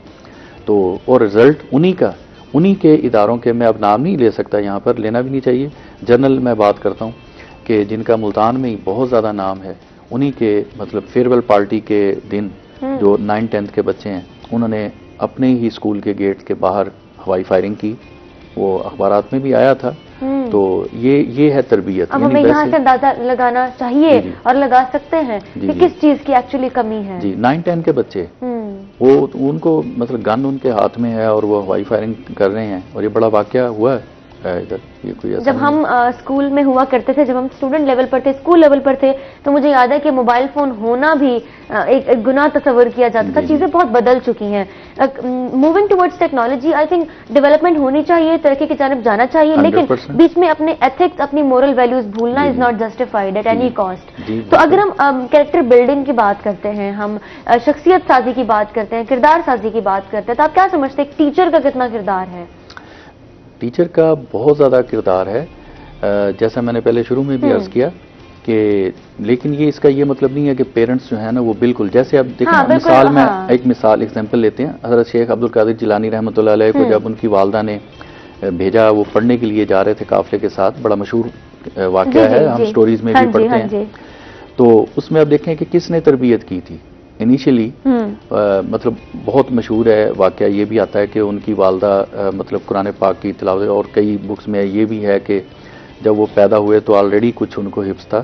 چلو یہ اس میں کوئی اختلاف لوگ کرتے ہیں تو، لیکن یہ نہیں ہے، یہ تو اب سائنس نے بھی پروو کیا ہے کہ بھی بچے، اور یہ ایکسپیریمنٹس ہو چکے ہیں اور بڑے مطلب ان کے رزلٹ ہیں جو مستند ہیں کہ مطلب جو بھی ماں چیزیں بولتی ہے یا سنتی ہے تو بعد میں جب اس کو اللہ پاک بچہ دیتے ہیں تو وہ اس کا انٹرسٹ بھی ان کی طرف ہوتا ہے. وہ بچے کو انہوں نے پیدائش کے فوراً بعد ہی وہ چیزیں سنائی تو اس طرف راغب ہوتا ہے، متوجہ ہوتا ہے وہ. تو اس طرح وہ ان کی بھی والدہ وہ مطلب باوضو ہو کر اپنے بچے کو انہوں نے دودھ پلانا یا اس طرح کے ساتھ، یہ تربیت کا یہی تو طریقہ حصہ ہے. اسی طرح حضرت بابا فرید گنج شکر رحمۃ اللہ علیہ کا واقعہ ہے کہ ان کی والدہ انہیں نماز کی ترغیب کس طرح دیتی تھی کہ بیٹا، ان کو میٹھا کھانے کا شوق تھا جیسا عام بچوں کو ہوتا ہے. تو اس وقت یہ گڑ ہوتا تھا یا شکر، تو وہ انہیں کہتی تھی کہ گڑ کھانا ہے، وہ کہتے تھے میں نے گڑ کھانا ہے، تو وہ کہتی ہیں اچھا پہلے نماز پڑھو پھر اللہ پاک آپ کو دیں گے گڑ. تو وہ نماز پڑھتے تو وہ چپکے سے مصلے کے نیچے تھوڑا سا گڑ رکھ دیتی. تو وہ جب نماز پڑھ کے جی نماز پڑھ کے فارغ ہوتے تو دیکھتے کہ امی جی گڑ کہاں ہے، گڑ تو دیا نہیں ہے. تو امی ان کی والدہ صاحبہ فرماتی ہیں کہ بھی بیٹا یہ دیکھو نیچے ہوگا کہیں ادھر، اللہ میاں نے فرشتے کے ذریعے یہاں آپ کو دے دیا ہوگا. تو وہ مصلی پلٹ کے دیکھتے تو نیچے ہوتا. تو اس طرح انہیں ترغیب دی کہ نماز کے لیے. تو یہ اس طرح ہے. پھر اگر میں اس کو آگے بڑھاؤں تو تھوڑا سا وہ بھی انٹرسٹنگ ہے. تو ایک دفعہ ایسا ہوا کہ ان کی والدہ کہیں کسی کام سے گھر میں نہیں تھیں، اور حضرت بابا فرید گنج شکر رحمۃ اللہ جب بچے تھے تو ان کا دل چاہا کہ میں پھر گڑ کھاؤں. تو انہوں نے کہا بھی طریقہ تو گڑ کھانے کا امی نے سکھایا ہوا ہے. تو انہوں نے نماز پڑھی اور اس کے بعد جو ہے وہ بیٹھے گڑ کھا رہے تھے. تو والدہ آئیں تو انہوں نے پوچھا، ان کو یاد آیا کہ اب تو اس کی مطلب ٹائم ہے گڑ کی تو ہوگی طلب، تو اب گڑ تو میں نے رکھا نہیں اس کے نیچے مصلے کے. تو وہ جلدی سے جب واپس آئیں تو بیٹھے گڑ کھا رہے تھے. تو انہوں نے پوچھا کہ بیٹا یہ کہاں سے آیا؟ کہا وہیں جہاں روز ہوتا تھا. تو یہ اللہ پاک اس طرح پھر مدد کرتے ہیں ٹریننگ میں یا تربیت کے اندر جب انسان اخلاص کے ساتھ کرتا ہے. تو یہ اصل تو ہے ماں باپ. اس کے بعد پھر جب بچہ دیکھیں استاد کے پاس جب جاتا ہے نا تو صحیح جو ایج پہلے بھی ہوتی تھی 5-6 سال کا ہے، اب تو 3-3 سال کے جا رہے ہیں. وہ یہ بھی ظلم ہے بچے کے ساتھ نا. یعنی this is not the perfect age کہ آپ اس کو اسکول میں ایڈمیشن دلوائیں. دیکھیں جتنے بھی ترقی یافتہ ممالک ہیں، جاپان ہے جس کو سوئٹزرلینڈ بڑا جناب وہ، اور فن لینڈ کی تعلیم کو دنیا میں بڑا نمبر 1 مانا جاتا ہے. بالکل بالکل. ان سب میں یہ مطلب یہ اتنی ارلی ایج میں اسکول جانا نہیں ہے. وہ سارے مطلب لیٹ ایڈمٹ کرتے ہیں. کم از کم کیا وجہ ہے؟ اگر ہم پاکستان کی بات کرتے ہیں، اپنے ہی ملک کی بات کرتے ہیں، اپنے لوگوں کی، اپنی سوسائٹی کی بات کرتے ہیں، کیا وجوہات ہے؟ ویسے میں نے بھی یہ بہت زیادہ آبزرو کیا کہ 3 سال کی عمر کو ہمارے لوگ آئیڈیل ایج سمجھتے ہیں کہ اب 3 سال کے ہو گئے ابھی تک اسکول میں داخلہ نہیں ملوایا تو آپ بچہ بڑا ہو رہا ہے. یعنی وہ یہ کانسیپٹ ہے کہ جو کچھ سیکھنا ہے انیشیل اور بیسک چیزیں سیکھنی وہ اسکول سے سکھائی جائیں گی. نہیں، ایسا نہیں ہوتا. یہ ہماری بس یہی میں کہہ رہا ہوں، یہ لوگوں نے یعنی پرائیویٹ سیکٹر نے یہ لوگوں کے ذہن میں یہ پیدا کیا ہے. جیسے ہمارے کچھ مطلب ڈاکٹر حضرات ہیں، وہ بھی بیماری اتنی چھوٹی ہو تو اس کو بڑھا کر جی بہت آپ اگر 2 دن اور نہ آتے تو پتہ نہیں آپ کیا ہو جاتا ہے. یہ یعنی ہوا پیدا کرنا نا، تاکہ یہ ایک طریقہ کار ہوتا ہے. یہی اپنا لیا ہے ہمارے جو ایجوکیشن میں ہمارے ساتھی ہیں لوگ ہیں، انہوں نے بھی یہی اپنا لیا کہ جی ارلی ایج میں بچے کو جو ہے ڈالو تاکہ وہ آگے، حالانکہ وہ اس کا ذہن جو ہے ابھی وہ ڈیولپ ہو رہا ہوتا ہے تو اس کو جو ہے وہ ماں باپ کی ہی شفقت کی ضرورت ہوتی ہے. وہ باہر جو ہے وہ اس کو نہیں سنبھل سکتا، ڈفرینٹ لوگوں کے ساتھ اس کا جو مطلب انٹریکشن ہے وہ اس قابل نہیں ہوتا کہ اتنے اجنبی لوگوں کے اندر وہ اپنے آپ سے سروائے. ہم نے دیکھا ہے جو پلے گروپ کے بچے ہوتے ہیں جو یعنی کہ 3.5-4 سال کے، بڑے وہ سہمے ہوئے کلاس میں بیٹھے ہوتے ہیں. بہت مسئلہ ٹیچر جتنی بھی کوشش زبردستی کرتی ہیں ان کو تاکہ مانوس کریں اپنے ساتھ، پر وہ بات نہیں ہوتی جو گھر میں رہ کر ماں باپ کے ساتھ ہوتی. پھر آپ یہ دیکھ لیں، ہسٹری دیکھ لیں، جتنے بھی مطلب بڑے قابل اور عظیم لوگ گزرے ہیں ایجوکیشن میں، ٹیکنالوجی میں، سائنس میں، انہوں نے کس ایج میں انہوں نے اسٹڈی شروع کی، کس ایج میں انہوں نے پڑھنا شروع کیا. اب حضرت علی کرم اللہ وجہ رضی اللہ تعالیٰ عنہ کا لے لیں کہ علم کا دروازہ فرمایا گیا نبی مسلمان نے، تو وہ کس ایج میں پڑھا ہے انہوں نے؟ یعنی کافی بڑی ایج میں تھے نا، 7-8 سال کے تو ہے جب اسلام قبول کیا انہوں نے، تو وہ بڑی ایج ہی ہے نا، وہاں سے انہوں نے سٹارٹ کیا. خود نبی کریم صلی اللہ علیہ وسلم ان پڑھ تھے اور 40 سال کی عمر میں اللہ نے پڑھانا شروع کیا، یعنی وہی نازل ہوئی، اس کو پڑھانا بھی سمجھ لیں اگر، تو وہ بھی 40 سال کی عمر میں، باقی صحابہ بھی اسی طرح ہی ہیں، بڑے بڑے تھے نا جب ان کو یہ ساری، پہلے تو وہ نہیں اس طرف تھے، تو پھر وہ اتنے بڑے بنے. حضرت عبداللہ بن عباس رضی اللہ تعالیٰ عنہ کا ہے کہ قرآن کی تفسیر اتنی اعلیٰ سمجھتے تھے اور کرتے تھے. تو یہ کسی کو بھی آپ دیکھیں نبی صلی اللہ علیہ وسلم نے کوئی 3 سال کے بچے کو ٹریننگ دینی شروع نہیں کی. تو یہ انتہائی، آپ جتنے بھی مطلب ہیں سائیکالوجسٹ ہیں ان سے بھی آپ ان کی بھی رائے سن سکتے ہیں کہ وہ یہی ہے کہ اتنی ارلی ایج کے اندر بچے کو گھر میں ہی رہنا چاہیے، کم از کم جو ہے 4-5 سال تک، 6 سال 5 سال، جیسا گورنمنٹ میں تو یہی ویسے تھا پہلے کہ بھی 6 سال کا بچہ یا 5 سال کا بچہ اس سے کم نہیں اسکول میں داخل ہوتا تھا. ٹھیک ہے، ابھی آپ سائیکالوجی کی بات کر رہے تھے، سائیکالوجسٹ کی بات کر رہے تھے، اس کی امپورٹنس تو ہر کسی کو پتہ ہی ہے. اسٹوڈنٹ کاؤنسلنگ کے لیے کوئی سائیکالوجسٹ ہونا چاہیے اسکولز میں ارلی ایج کے کلاسز کے لیے؟ یہ ٹیچر کا ہی کام ہے، جیسا آپ نے پوچھا تھا نا کہ ٹیچر کا اس میں کتنی انوالومنٹ ہے، تو یہ اس کے بعد پھر ٹیچر کا ہی رول آتا ہے. یہی میں اسی طرف ہی آ رہا تھا. اب اس کے بعد پھر جو ہے وہ ٹیچر کا رول ہے. تو ہمارے مطلب جب ہم پڑھتے تھے تو کوئی علیحدہ سے کوئی سائیکیٹرسٹ یا اس قسم کا نہیں ہوتا تھا جی، تو وہ ٹیچر ہی ہوتے تھے جو کہ یہ مطلب اپنا ذمہ داری پوری کرتے تھے. تو یعنی یہ بانڈنگ اسٹوڈنٹ کی اور ٹیچر کی ہونا بہت ضروری ہے. جی، ٹیچر ہی ہے، تربیت تھوڑی بہت بچے کو سمجھ کیا چیزیں ہیں، ایک عام سی باتیں ہیں، سچ بولنا ہے، کسی کو دھوکہ نہیں دینا، کسی کا حق نہیں مارنا، اور پازیٹیو کیسے رہنا ہے، مطلب پراپر جو کاؤنسلنگ کی ساری باتیں ہوتی ہیں. جی بالکل اسی طرح ہی ہے. ایک ٹیچر جو ہے وہ اپنا کردار اس میں ادا کر سکتا ہے. اس کے لیے کوئی پراپر الگ سے سائیکالوجسٹ یا سائیکیٹرسٹ کی کیٹیگری ہونا از ناٹ دیٹ مینڈیٹری. ٹھیک ہے، اگر آپ نے ابھی مینشن کیا تھا کہ پہلے کا دور اور اب کا دور، اپنے پرسنل ایکسپیرینس سے اوبیسلی آپ ٹیچنگ کر رہے ہیں، کرتے آئے ہیں اور آپ کو اس میں خاصا ٹائم ہو چکا. تو پروفیسر صاحب مجھے ایک بات بتائیے گا، ابھی کرنٹلی آپ کیا چیزیں ایکسپیرینس کر رہے ہیں جو آپ کے لیے تلخ ہیں، بہت تلخ ہیں؟ اپنے اسٹوڈنٹس میں ایسی کیا چیزیں آپ دیکھ رہے ہیں؟ یہی جو میں نے عرض کیا نا کہ یہی ہے کہ بھی پیرنٹس کو چاہت ہی نہیں. اگر پیرنٹس ڈیمانڈ کریں گے نا کہ ہمارے بچے کو پڑھائی کے ساتھ ساتھ ایک اچھا انسان بھی بنانا ہے تو پھر جو ہے اسکول والوں کو بھی تھوڑا سا احساس ہوگا اور وہ اس طرف توجہ دیں گے. تو اصل یہ ہے کہ ڈیمانڈ اینڈ سپلائی والا ہوتا ہے. اگر ڈیمانڈ ہی نہیں ہوگی تو پھر کوئی پرووائڈ بھی نہیں کرے گا کوئی بھی چیز ان کو. تو یہ پیرنٹس کو تھوڑا سا اس طرف آنا ہے. اصل میں ہمارا یہ جو اخلاقی تربیت ہے نا یہ ہوتی ہے دین سے. تو تھوڑا اسلامیات ہم نے رکھی، سب سے چھوٹی بک جو ہے ہمارے کورس میں وہ اسلامیات کی ہوتی ہے بالکل، اور اس کو بھی نگلیکٹ کیا جاتا ہے کہ یہ اس کا پیریڈ یا اس کے ٹیچر بھی وہ ایسی بس وہ فارمیلٹی ہوتی ہے، حالانکہ وہ میجر سبجیکٹ ہونا چاہیے. ہاں جی. تو اب گورنمنٹ نے خیر بڑی اچھی کوشش تو کی ہے کہ قرآن پاک کو لازمی کمپلسری کر دیا ہے، 5 کلاس تک تو نادرا ہے. اس کے بعد پھر انہوں نے ٹرانسلیشن کے ساتھ اردو ترجمے کے ساتھ 6 کلاس. بہت اچھا انیشیٹو ہے. ٹھیک ہے پروفیسر صاحب، آپ کیا سمجھتے ہیں؟ ویسے تو بہت ساری چیزیں، بہت ہی پازیٹیو چیزیں آپ گفتگو میں ایڈ کر رہے ہیں، لیکن میں یہ جاننا چاہوں گی کہ آپ کیا سمجھتے ہیں کہ پریکٹیکل وہ کون سی ایکٹیویٹیز ہیں، کون سی ایسی ہیلتھی ایکٹیویٹیز ہیں جو اسکول لیول پر کورس کے ساتھ ساتھ شامل کی جانی چاہیے؟ اس میں دیکھیں جیسے اب اس کو دیکھنے کے لیے ہم دیکھ سکتے ہیں کہ ڈیولپڈ کنٹریز میں کیا ہوتا ہے. اب دیکھیں ہمارے جس طرح یہ مطالعہ پاکستان ہے، خیر اب تو ختم ہو گیا، یہ اب اچھا سٹیپ لیا ہے گورنمنٹ نے، لیکن پہلے جو تھا اب اس کے رزلٹ آئیں گے، ظاہر ہے کچھ سال لگیں گے اس پہ. تو اس سے اب انہوں نے واقفیت عامہ کے نام سے وہ بنائی ہے بک، اس میں چھوٹی چھوٹی چیزیں ساری شامل کی ہیں. تو اس میں جو چیزیں بتائی جاتی ہیں نا، میں سمجھتا ہوں اس کے اوپر پریکٹیکل بھی ہونا چاہیے. جیسے مطلب آپ نے سڑک کیسے عبور کرنی ہے تو اس کو پریکٹیکل کے ذریعے بچے کو سمجھایا جائے. ایسے فرضی سی کوئی مطلب اسکول کے اندر سڑک سی بنا لی جائے تو ظاہر ہے روڈ کے اوپر تو یہ پریکٹس نہیں ہو سکتی، تو اس طرح اس کے اوپر بٹھایا جائے.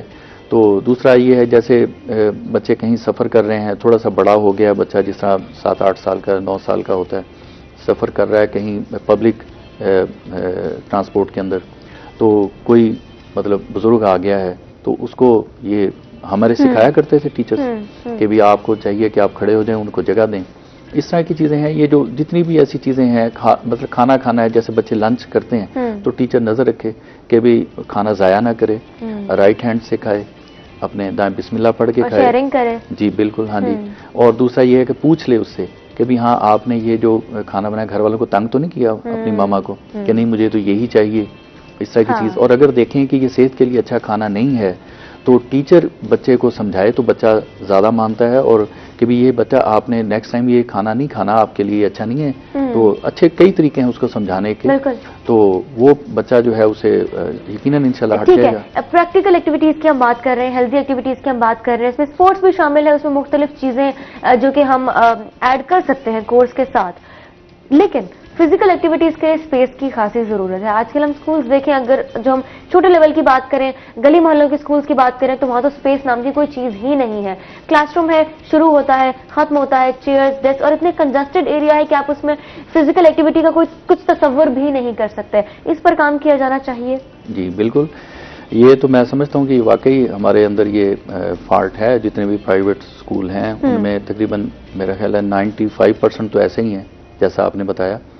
چند ایک ہیں جن میں سپیس ہے، کافی گراؤنڈز ہیں ان کے پاس، لیکن ان کے اندر بھی کوئی پراپر اب نہیں ہے وہ کہ وہ ارینج کریں گیمز کا اور یہ ہیلدی ایکسرسائز جو ہیں وہ اس کو کریں. اب یہ ان میں بھی نہیں ہے. وہ بھی اب پڑھائی، میں نے جیسا بتایا، نمبر کے پیچھے لگ گئے ہیں. تو وہ ٹائم دیں گے تو تب نا. اور پھر دوسرا اسکوپ بھی نہیں ہوتا. مطلب جو بچے کھیل میں جاتے ہیں تو پھر آگے جو ہے ظاہر ہے ان جابس کے لیے ان کو پھر پرابلم ہوتی ہے، کیونکہ نمبر اچھے نہیں آئیں گے. ظاہر ہے وہ جب کھیل میں ٹائم دے گا تو پڑھائی تو ڈسٹرب ہوگی. ہاں، پڑھائی کے ساتھ ساتھ کھیل بہت ضروری ہے، لیکن یہاں بھی بہت بڑا کردار ہے والدین کا کہ وہ اسپورٹس کو کتنی اہمیت دیتے ہیں، کتنا امپورٹنٹ سمجھتے ہیں. لیکن انفارچونیٹلی آپ نے وہی بات کی کہ نمبرز کی ساری گیم ہے. پاسنگ مارکس چاہیے، اچھے نمبرز چاہیے، بس ہمارے بچے کی تصویر لگے. اگر اس کی تربیت ہو رہی ہے یا نہیں ہو رہی، that is not the priority. جی یہ کنسرن، ہاں یہ کنسرن ہے ہی نہیں، اور یہ پرائرٹی لسٹ میں شامل ہے ہی نہیں. ٹاپ پر ہونا تو بڑی دور کی بات ہے، اس لسٹ میں ہی شامل نہیں ہے. آپ نے بالکل صحیح فرمایا تھا کہ یہ نمبر کی گیم چل رہی ہے. کچھ پوائنٹ آپ ایڈ کر رہے تھے. جی اصل میں یہ ہوتا ہے کہ جب گورنمنٹ کی طرف سے ایک بچے کو اس کو فیوچر دیا جائے کہ جو گیمز میں بچے آتے ہیں، گورنمنٹ کو بھی تو اس چیز کا پھر وہ مطلب اس چیز کو احساس ہونا چاہیے نا کہ ظاہر ہے وہ پھر تعلیم میں بچے وہ اس معیار کے نہیں ہوتے. تو گورنمنٹ ان کے لیے پھر خاص جو ادارے ہیں ان کے اندر وہ ان کو رکھے، ویکینسیز ان کی یا ان کی سیٹس کو ایلوکیٹ کیا جائے. لیکن ایسا نہیں ہے، تو اس لیے پھر وہ ظاہر ہے آگے پھر گیم کے اوپر ساری عمر تو نہیں وہ بچہ چل سکتا. بعض کا گیم میں چوٹ لگ سکتی ہے کوئی ایسی سیریس جس سے کہ بچہ ایسی انجری ہو جائے کہ وہ آگے نہ کھیل سکتا ہے. اور پڑھائی سے تو وہ پہلے ہی اس حرج ہو چکا ہوتا ہے اس کا. تو اس کے لیے بھی گورنمنٹ اس قسم کی کوئی سپورٹ نہیں کرتی. یہ ہے میری گزارش گورنمنٹ سے، جہاں بڑے اچھے سٹیپ لے رہی ہے ایجوکیشن میں، تو اچھا بہت انہوں نے تبدیلیاں کی ہیں اس گورنمنٹ نے. تو اس طرف بھی تھوڑا سا سوچیں تو پھر حوصلہ بھی. ویسے بھی ہمارے وزیر اعظم تو خود کھلاڑی ہیں، تو جیسا کہ انہوں نے کہا بھی تھا کہ بھی وہ پروموٹ کریں گے، پر اس طرف ابھی تک خاص توجہ نظر نہیں آ رہی. کہ گراؤنڈز انہوں نے کہا تھا کہ ہم بنائیں گے ہر شہر میں بہت زیادہ، لیکن ابھی تک ایک بھی نہیں بنا.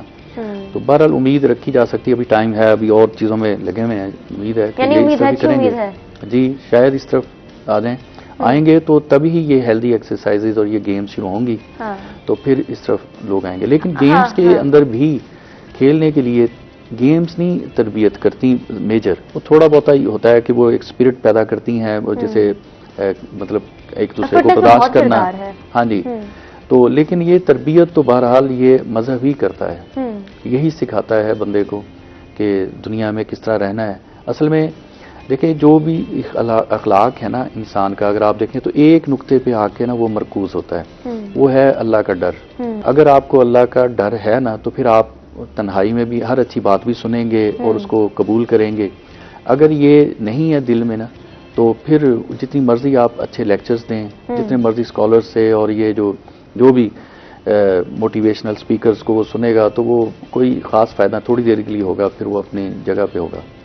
تو اصل چیز یہ ہے کہ وہ آئے گا دین کی مطلب تھوڑا سا ان ٹچ رہنے سے، تو نیک لوگوں کی صحبت سے یہ چیز آتی ہے. ٹھیک ہے، ابھی ہم تمام تر چیزوں کے حوالے سے تو بات کر ہی رہے ہیں. تعلیم و تربیت کا فقدان ہے، تعلیم کے ساتھ ساتھ تربیت کتنی امپورٹنٹ ہے اس کے حوالے سے بات کریں. آن لائن ایجوکیشن سسٹم کے حوالے سے آپ کا کیا کہنا ہے؟ یہ آن لائن ایجوکیشن ہے، اس کو ہم یہ نہیں لے سکتے، یہ آلٹرنیٹ نہیں ہے اس کا جو مطلب on line education system alternate نہیں ہے. اس کے بارے سے ذرا ہم ڈیٹیل میں بات کرتے ہیں، بریفلی ڈسکس کرتے ہیں کہ آن لائن ایجوکیشن سسٹم کو کس طریقے سے بہتر کیا جا سکتا ہے، بیکاز لائف از انیکسپیکٹڈ چیزیں ہوتی ہیں. 2 ہفتے بعد، 1 ہفتے بعد، 1 دن بعد کیا ہونے والا ہے، ایجوکیشن سسٹم میں کیا چینجز آئیں گے، اس حوالے سے بات کرنا ضروری ہے اور اپنے آپ کو کیسے ریڈی رکھا جا سکتا ہے اس پر بات کریں گے. لیکن ایک چھوٹے سے بریک کے بعد کہیں مت جائیے گا، ہمارے ساتھ رہیے گا.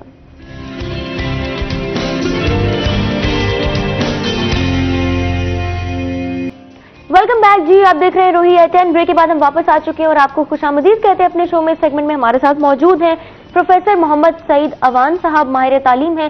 آن لائن ایجوکیشن سسٹم پہ بات چل رہی تھی بریک سے پہلے، اس کو ذرا کنٹینیو کرتے ہیں. آپ کیا سمجھتے ہیں، on line education system reliable ہے یا نہیں؟ اس مطلب ایک جو لائیو کلاس ہوتی ہے اس کا آلٹرنیٹ تو کسی صورت بھی نہیں ہو سکتا. بالکل کسی صورت بھی ممکن نہیں ہے جی. اس کی وجہ ہے کہ ایک مطلب اللہ پاک نے ایک نظام بنایا ہے جسے کہ سائیکالوجسٹ بھی اس کو کرتے ہیں کنفرم، کہ ہر انسان جو ہے وہ اس کے اندر سے خاص ویوز نکلتی ہیں. تو جو مطلب اچھا یا پازیٹیو انسان ہوتا ہے تو اس کے اندر سے ویسی اچھی ویوز نکلتی ہیں. تو دوسرے جو اس کے حلقہ قریب میں لوگ بیٹھے ہوتے ہیں ان پہ اس کا اثر ہوتا ہے.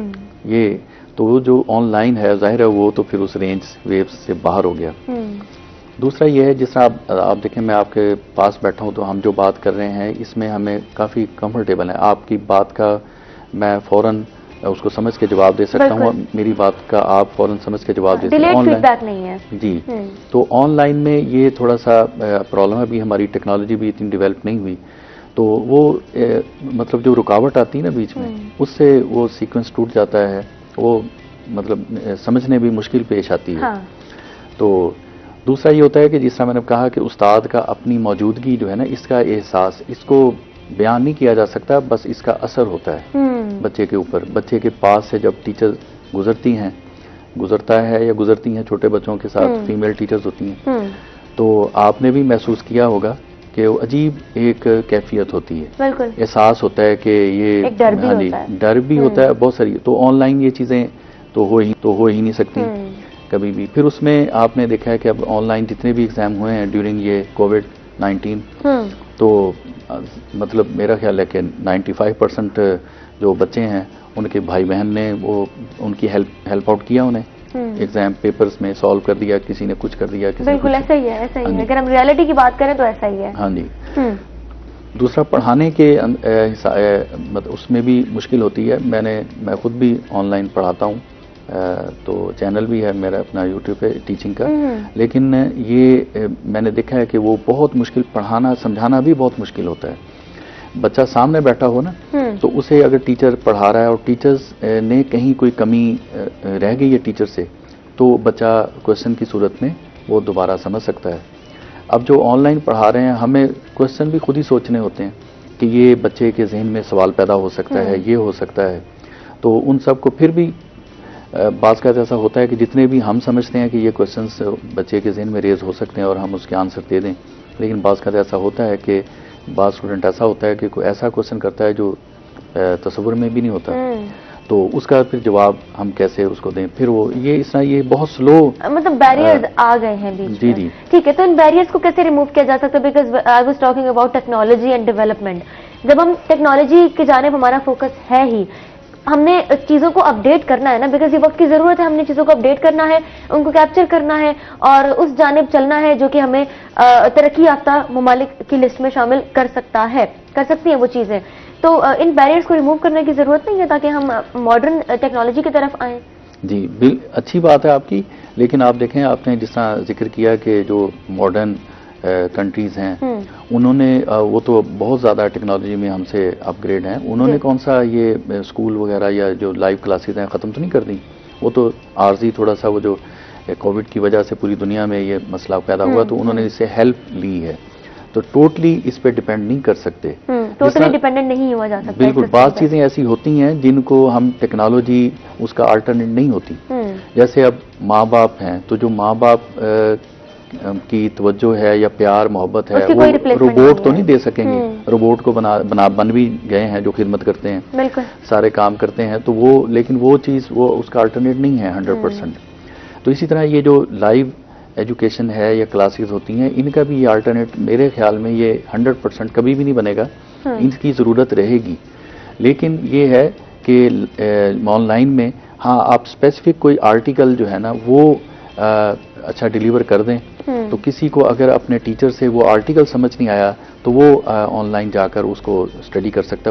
بے شمار لوگ ہوں گے جنہوں نے ڈیلیور کیا ہوگا لیکچر یا اس کا ایکسپلین کیا ہوا ہے اس آرٹیکل کو، تو وہ اس سے بچہ جو ہے یا کوئی بھی اسٹوڈنٹ جو ہے ہیلپ لے سکتا ہے. تو لیکن ٹوٹلی ڈیپینڈ نہیں کر سکتے، اور یہ بھی اسے انکار بھی نہیں کر سکتے. بہت زیادہ فائدہ ہے یہ آن لائن ایجوکیشن، خاص کر جو جیسے اب یوٹیوب پہ ہے یا کوئی ویب سائٹس بنی ہوئی ہیں جو کہ پورے انہوں نے کورسز جو ہیں وہ اپلوڈ کر دیے ہیں بچوں کی سہولت کے لیے.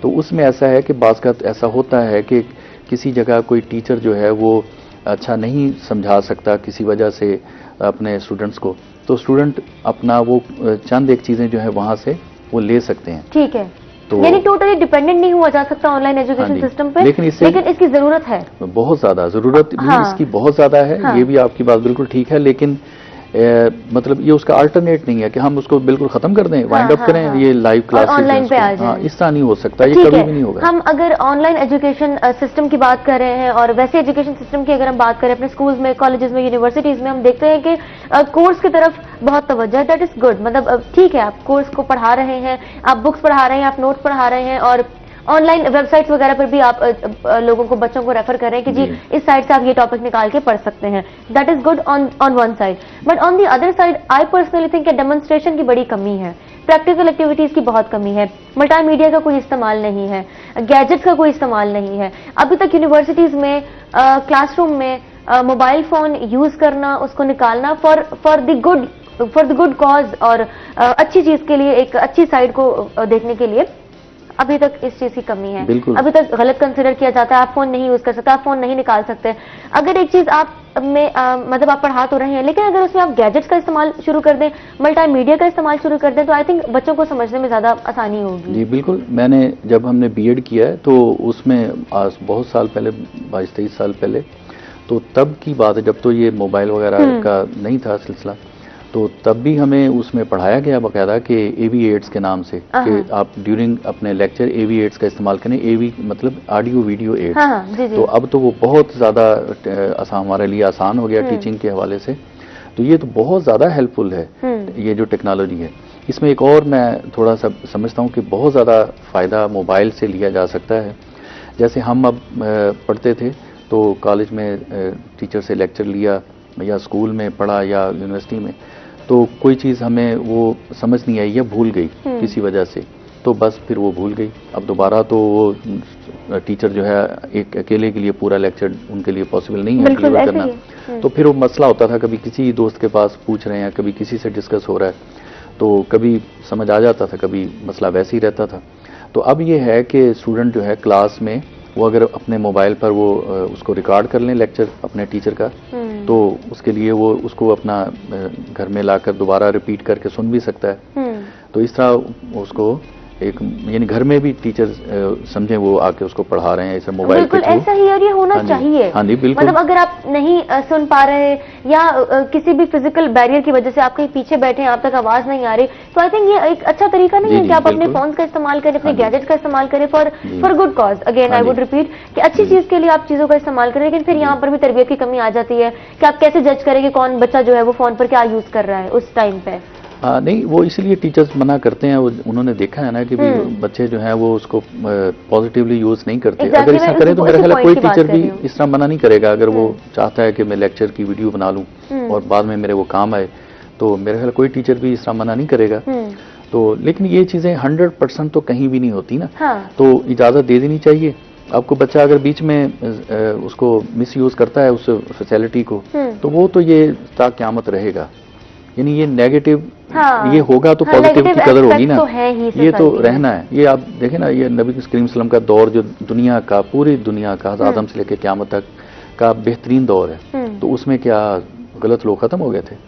तब भी थी ना, अच्छा, बुराई तो है। हाँ जी, ये इसलिए अब उस वक्त नहीं खत्म हुई तो अब हम कौन है उसको, तो ये इसको एक्सेप्ट करना है, इसके साथ ही चलना है, बस कम कर सकते हैं। बिल्कुल, ये होता है इसकी, यानी कि आपने वो रेशो कम करनी है, तो नेगेटिविटी की या बुराई की जो है हमने ये पॉसिबल होता है किसी हद तक।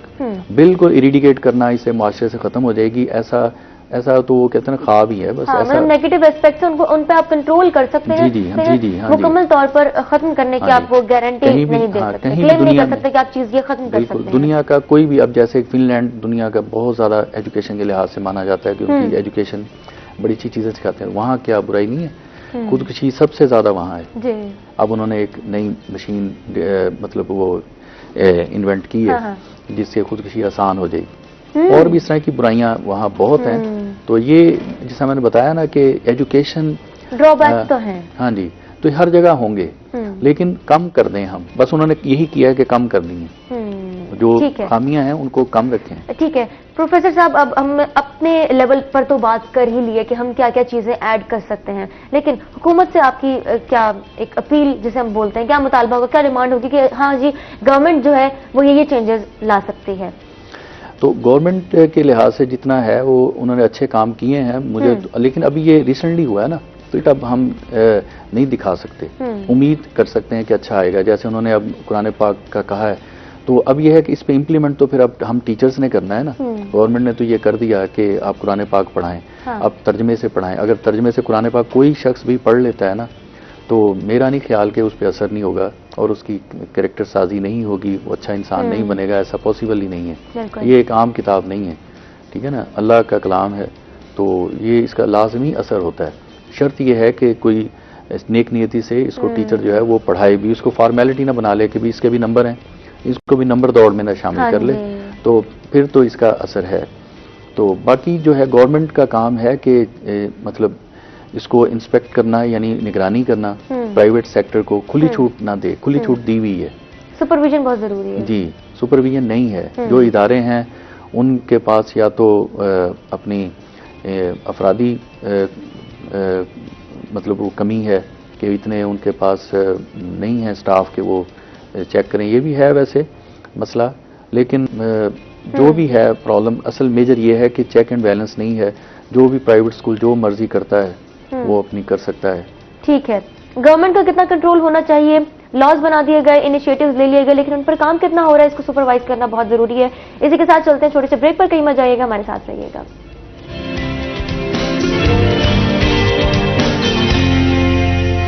वेलकम बैक जी, आप देख रहे हैं रोही एचएन। ब्रेक के बाद हम वापस आ चुके, एक दफा फिर से आपको खुशामदीद कहते हैं अपने शो में। इस सेगमेंट में हमारे साथ मौजूद हैं प्रोफेसर मोहम्मद सईद अवान साहब, माहिर तालीम, और ऑनलाइन एजुकेशन सिस्टम के हवाले से बात हो गई।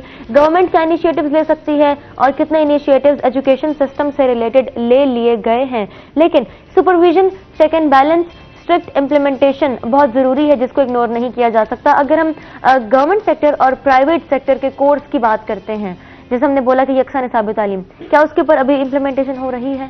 जी बिल्कुल, इस साल से तो गवर्नमेंट ने बड़ी स्ट्रिक्टली इस पे एक्शन लिया है, तो इसलिए कोई भी स्कूल, अब जितने भी प्राइवेट स्कूल्स हैं वो पाबंद हैं और कर रहे हैं, अमल भी इस पे हो रहा है कि सब ने जो है वो मतलब गवर्नमेंट की हिदायत के मुताबिक जो है फॉलो करना है। जी जी, तो सेम सिलेबस, कोर्स नहीं, हाँ जी, course is a different thing.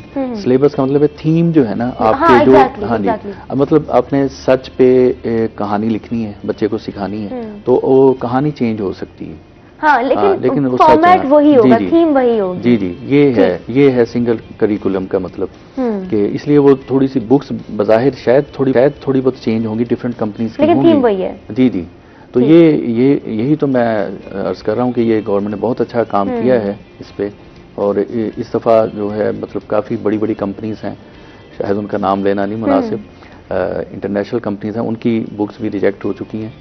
हाँ जी, तो चूँकि उन्होंने ये इस चीज़ को फॉलो नहीं किया, तो इसलिए वो बहुत बड़े बड़े स्कूल जो उनकी बुक्स पढ़ाते थे इस दफ़ा वो नहीं पढ़ा सकते, और बड़ा गवर्नमेंट का इस तरफ चेक भी है, अच्छी बात है। तो इस तरह ये है कि इनका जो रिजल्ट्स हैं, उम्मीद है कि वो हमें साल 2 साल बाद ही नजर आएंगे। हाँ जी, सब बच्चे एक जैसा ही सिलेबस या कोर्स पढ़ेंगे, तो जाहिर है फिर वो एक मेंटल अप्रोच भी सबकी तकरीबन एक जैसी होगी। تو اصل چیز یہ ہے کہ اب جب بچہ پیرنٹس نے تو گھر میں بچے کو جو بھی تربیت کرنی ہے، اس کے بعد پھر جو ٹیچرز ہیں اب وہ اگر آنیسٹلی اپنا کام کریں تو انشاءاللہ ضرور بہتر جو ہے وہ ہم قوم کو بچے اور نوجوان دے سکتے ہیں۔ پروفیسر صاحب ایک چیز بہت امپورٹنٹ ہے جو کہ ابھی بھی میرے مائنڈ میں کلک ہوئی، یونیورسٹیز میں کالجز میں اسٹاف ہائر کرتے ہوئے، ٹیچنگ اسٹاف ہائر کرتے ہوئے یا جو بھی ہے ان کو ان کی سلیکشن میں وٹ ڈو یو تھنک کہ کیا کیا چیزیں میٹر کرتی ہیں؟ ایک ٹیچر کی کوالٹیز کیا ہونی چاہیے؟ جی، اس میں بھی یہی چیزیں دیکھی جاتی ہیں کہ ان کے مارکس کیسے ہیں، کوئی کہیں بھی ان کی وہ کردار سازی یا اس چیز کو نہیں دیکھا جاتا۔ اور اب اس پہ میں ذاتی طور پر جانتا ہوں، میں اب کسی بھی خاص یونیورسٹی کا نام نہیں لیتا، کہ افسوس ہوتا ہے ہمیں کہ مطلب پروفیسر جو ہیں ہمارے پی ایچ ڈیز ہیں، ہم سے بھی بہت زیادہ کوالیفائڈ، تو لیکن اپنی اخلاقی پستی کے اندر وہ بہت نیچے گرے ہوئے ہیں، ایک دوسرے کی لیگ پولنگ ہو رہی ہے اور جھوٹے الزامات لگا رہے ہیں، بالکل ایسے جیسے کوئی اچڑ اور گنوار ان پڑھ بندہ کوئی کرتا ہے اس طرح کی باتیں۔ یہ وہ مطلب جو پی ایچ ڈیز پروفیسرز ہیں یونیورسٹیز کے اندر ایک دوسرے کے بارے میں یہ ان کے ہیں، تو انہوں نے کیا تربیت، یہی تو المیہ ہے۔ شروع سے میرا یہی آپ سے گزارش ہے کہ یہ جو ہم اس پہ فوکس کرنے کی ضرورت ہے، تربیت پر۔ تو اصل میں یہ جو اب پروفیسرز ہیں یا ٹیچرز ہیں، یہ جو مطلب پاسٹ میں یہ اسٹوڈنٹ تھے نا، تو وہاں کمی رہی ہے ان کی تربیت میں۔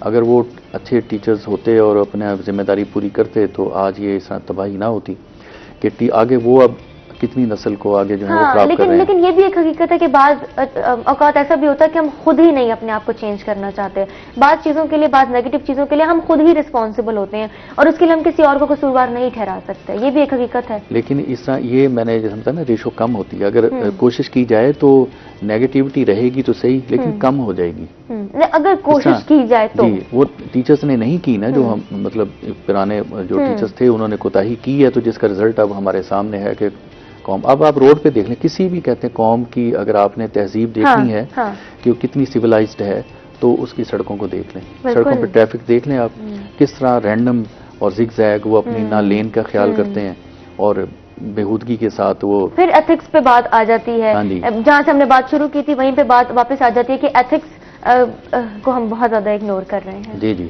یہیں سے ساری چیزوں کا جو فساد ہے وہ یہیں سے شروع ہو رہا ہے۔ اگر ہم روٹ کاز کی بات کرتے ہیں تو وہ یہی ہے کہ یہیں سے ہمارے اندر خرابی ہے، اور باقی تمام اسپیکٹس میں، باقی تمام زندگی کے جو بھی سٹیجز ہیں، جو خرابیاں وہاں چلتی ہیں، اس کا روٹ کاز یہی ہے کہ ہم یہاں سے خراب ہیں۔ جی، اب دیکھیں نا، لیسن آ گیا، اس میں نبی علیہ وسلم کا اسوہ حسنہ ہے، تو اس کو اب ٹیچر اس نظر سے پڑھاتا ہے کہ بھی اس میں ڈیفیکلٹ ورڈز ہیں، اس کا جملوں کا استعمال، فل ان دا بلینکس ہے، کوشچن کا آنسر کرنا ہے، وہ یہ فوکس ہوتا ہے اس کا۔ یہ نہیں ہوگا کہ دیکھو بھی بچوں کہ نبی کریم صلی اللہ علیہ وسلم نے اپنے دشمنوں کے ساتھ یا اپنے جو بھی ان کے مطلب تھے اینٹی لوگ، ان کے ساتھ انہوں نے کس طرح ڈیل کیا ہے، تجارت کی ہے تو کیسے کی ہے، ٹھیک ہے، اور مطلب تبلیغ کی ہے تو کس طرح کی ہے، جنگ لڑی ہے تو کس طرح لڑی ہے، کسی بے گناہ کو نہیں قتل کیا، اس طرح کی چیزیں، یہ علیحدہ سے انہیں وہ بس ٹو دا پوائنٹ وہ رہیں گے، اسی کے یہ سبق ہے۔ کتنے مارکس ہوں گے اس کے، فل ان دی بلینکس کے اتنے مارکس ہوں گے، کوسچن آنسر کے اتنے مارکس ہوں گے، ٹرو اینڈ فالس کے اتنے مارکس ہوں گے۔ آئی ڈو ریمبر، میں اگر اپنے اسکول ٹائم کی بات کروں تو ایسی ہی چیزیں ہمیں دیکھنے کو ملی ہیں، لیکن with the passage of time چیزیں بدلی ہیں، اور مزید کن ایلیمنٹس میں کن ایسپیکٹس کو ڈسکس کیا جا سکتا ہے، ٹھیک کیا جا سکتا ہے، انہیں پر آج ہم بات کر رہے ہیں۔ ایٹ دا اینڈ میں آپ سے بس یہ جاننا چاہوں گی، اس بات پہ میں کامنٹ لینا چاہوں گی آپ سے کہ کیریئر کاؤنسلنگ کتنی امپورٹنٹ ہے؟ یہ تو ایک سمجھیں کہ بچے کی کریکٹر سازی میں بنیاد ہے، بالکل ریڑھ کی ہڈی، اس کو سمجھ لیں، اور یہ کرے گا کون؟ یہ ٹیچر کا کام ہے، یہ ٹیچر کا کام ہے۔ کیریئر کاؤنسلنگ پیرنٹس سے زیادہ یہ ٹیچر کی رسپانسبلٹی ہے، کیونکہ وہ دیکھتا ہے کہ بچے کا انٹرسٹ کس طرف ہے، پڑھائی کے دوران وہ مطلب ٹیکنیکل چیزوں میں زیادہ انٹرسٹڈ ہے، کتنا کریٹو ہے، اس کے اندر کیا سکلز ہیں، بالکل، یا میتھس میں بہتر ہے، یا وہ آرٹس میں بہتر ہے، یا بایولوجی کے اندر ہے بہتر ہے، تو جس سبجیکٹ میں اس کا رجحان ہے، ٹیچر اس طرف جو بھی اس کو ہے بہتر گائیڈ لائن پرووائڈ کرے کہ آگے بچے اس کا سکوپ جو ہے وہ یہ ہے، آپ اس فیلڈ میں جا سکتے ہیں، اور یہ سبجیکٹس آپ آگے اڈاپٹ کریں جو بھی آپشنل ہوں گے۔ تو یہ چیز جو ہے، یہ ساری یہ ٹیچر کی ذمہ داری ہے، لیکن آپ بھی جانتی ہیں کہ میرا خیال ہے کہ 99% ٹیچر اب یہ چیز نہیں کرتے. اور بہت ساری چیزیں آپ ایڈ کر چکے. تھینک یو سو مچ. آپ آئے اور بہت ساری پازیٹیو چیزیں ہمارے ساتھ شیئر کی, ڈرا بیکس بھی شیئر کی اور کیسے ان پر کام کیا جا سکتا ہے. مختلف چیزوں کو اگر ہم ختم نہیں کر سکتے تو ایٹ لیسٹ ان پر کنٹرول کیا جا سکتا ہے. آپ کا بہت شکریہ. Have a nice day. امید کرتے ہیں آپ کا ٹائم یہاں پر اچھا گزرا ہوگا. جی بالکل, بہت شکریہ. بہت شکریہ آپ کا, بہت شکریہ. اسی کے ساتھ اختتام ہوتا ہے آج کے پروگرام کا. ویکینڈ انجوائے کیجیے گا. آپ سے ملاقات ہوگی منڈے کو ٹھیک 10 بجے. تب تک اپنا ڈھیر سارا خیال رکھیں. مہاجبین عابد کو اجازت دیں. خیال رکھیں, احتیاط کریں. اللہ حافظ.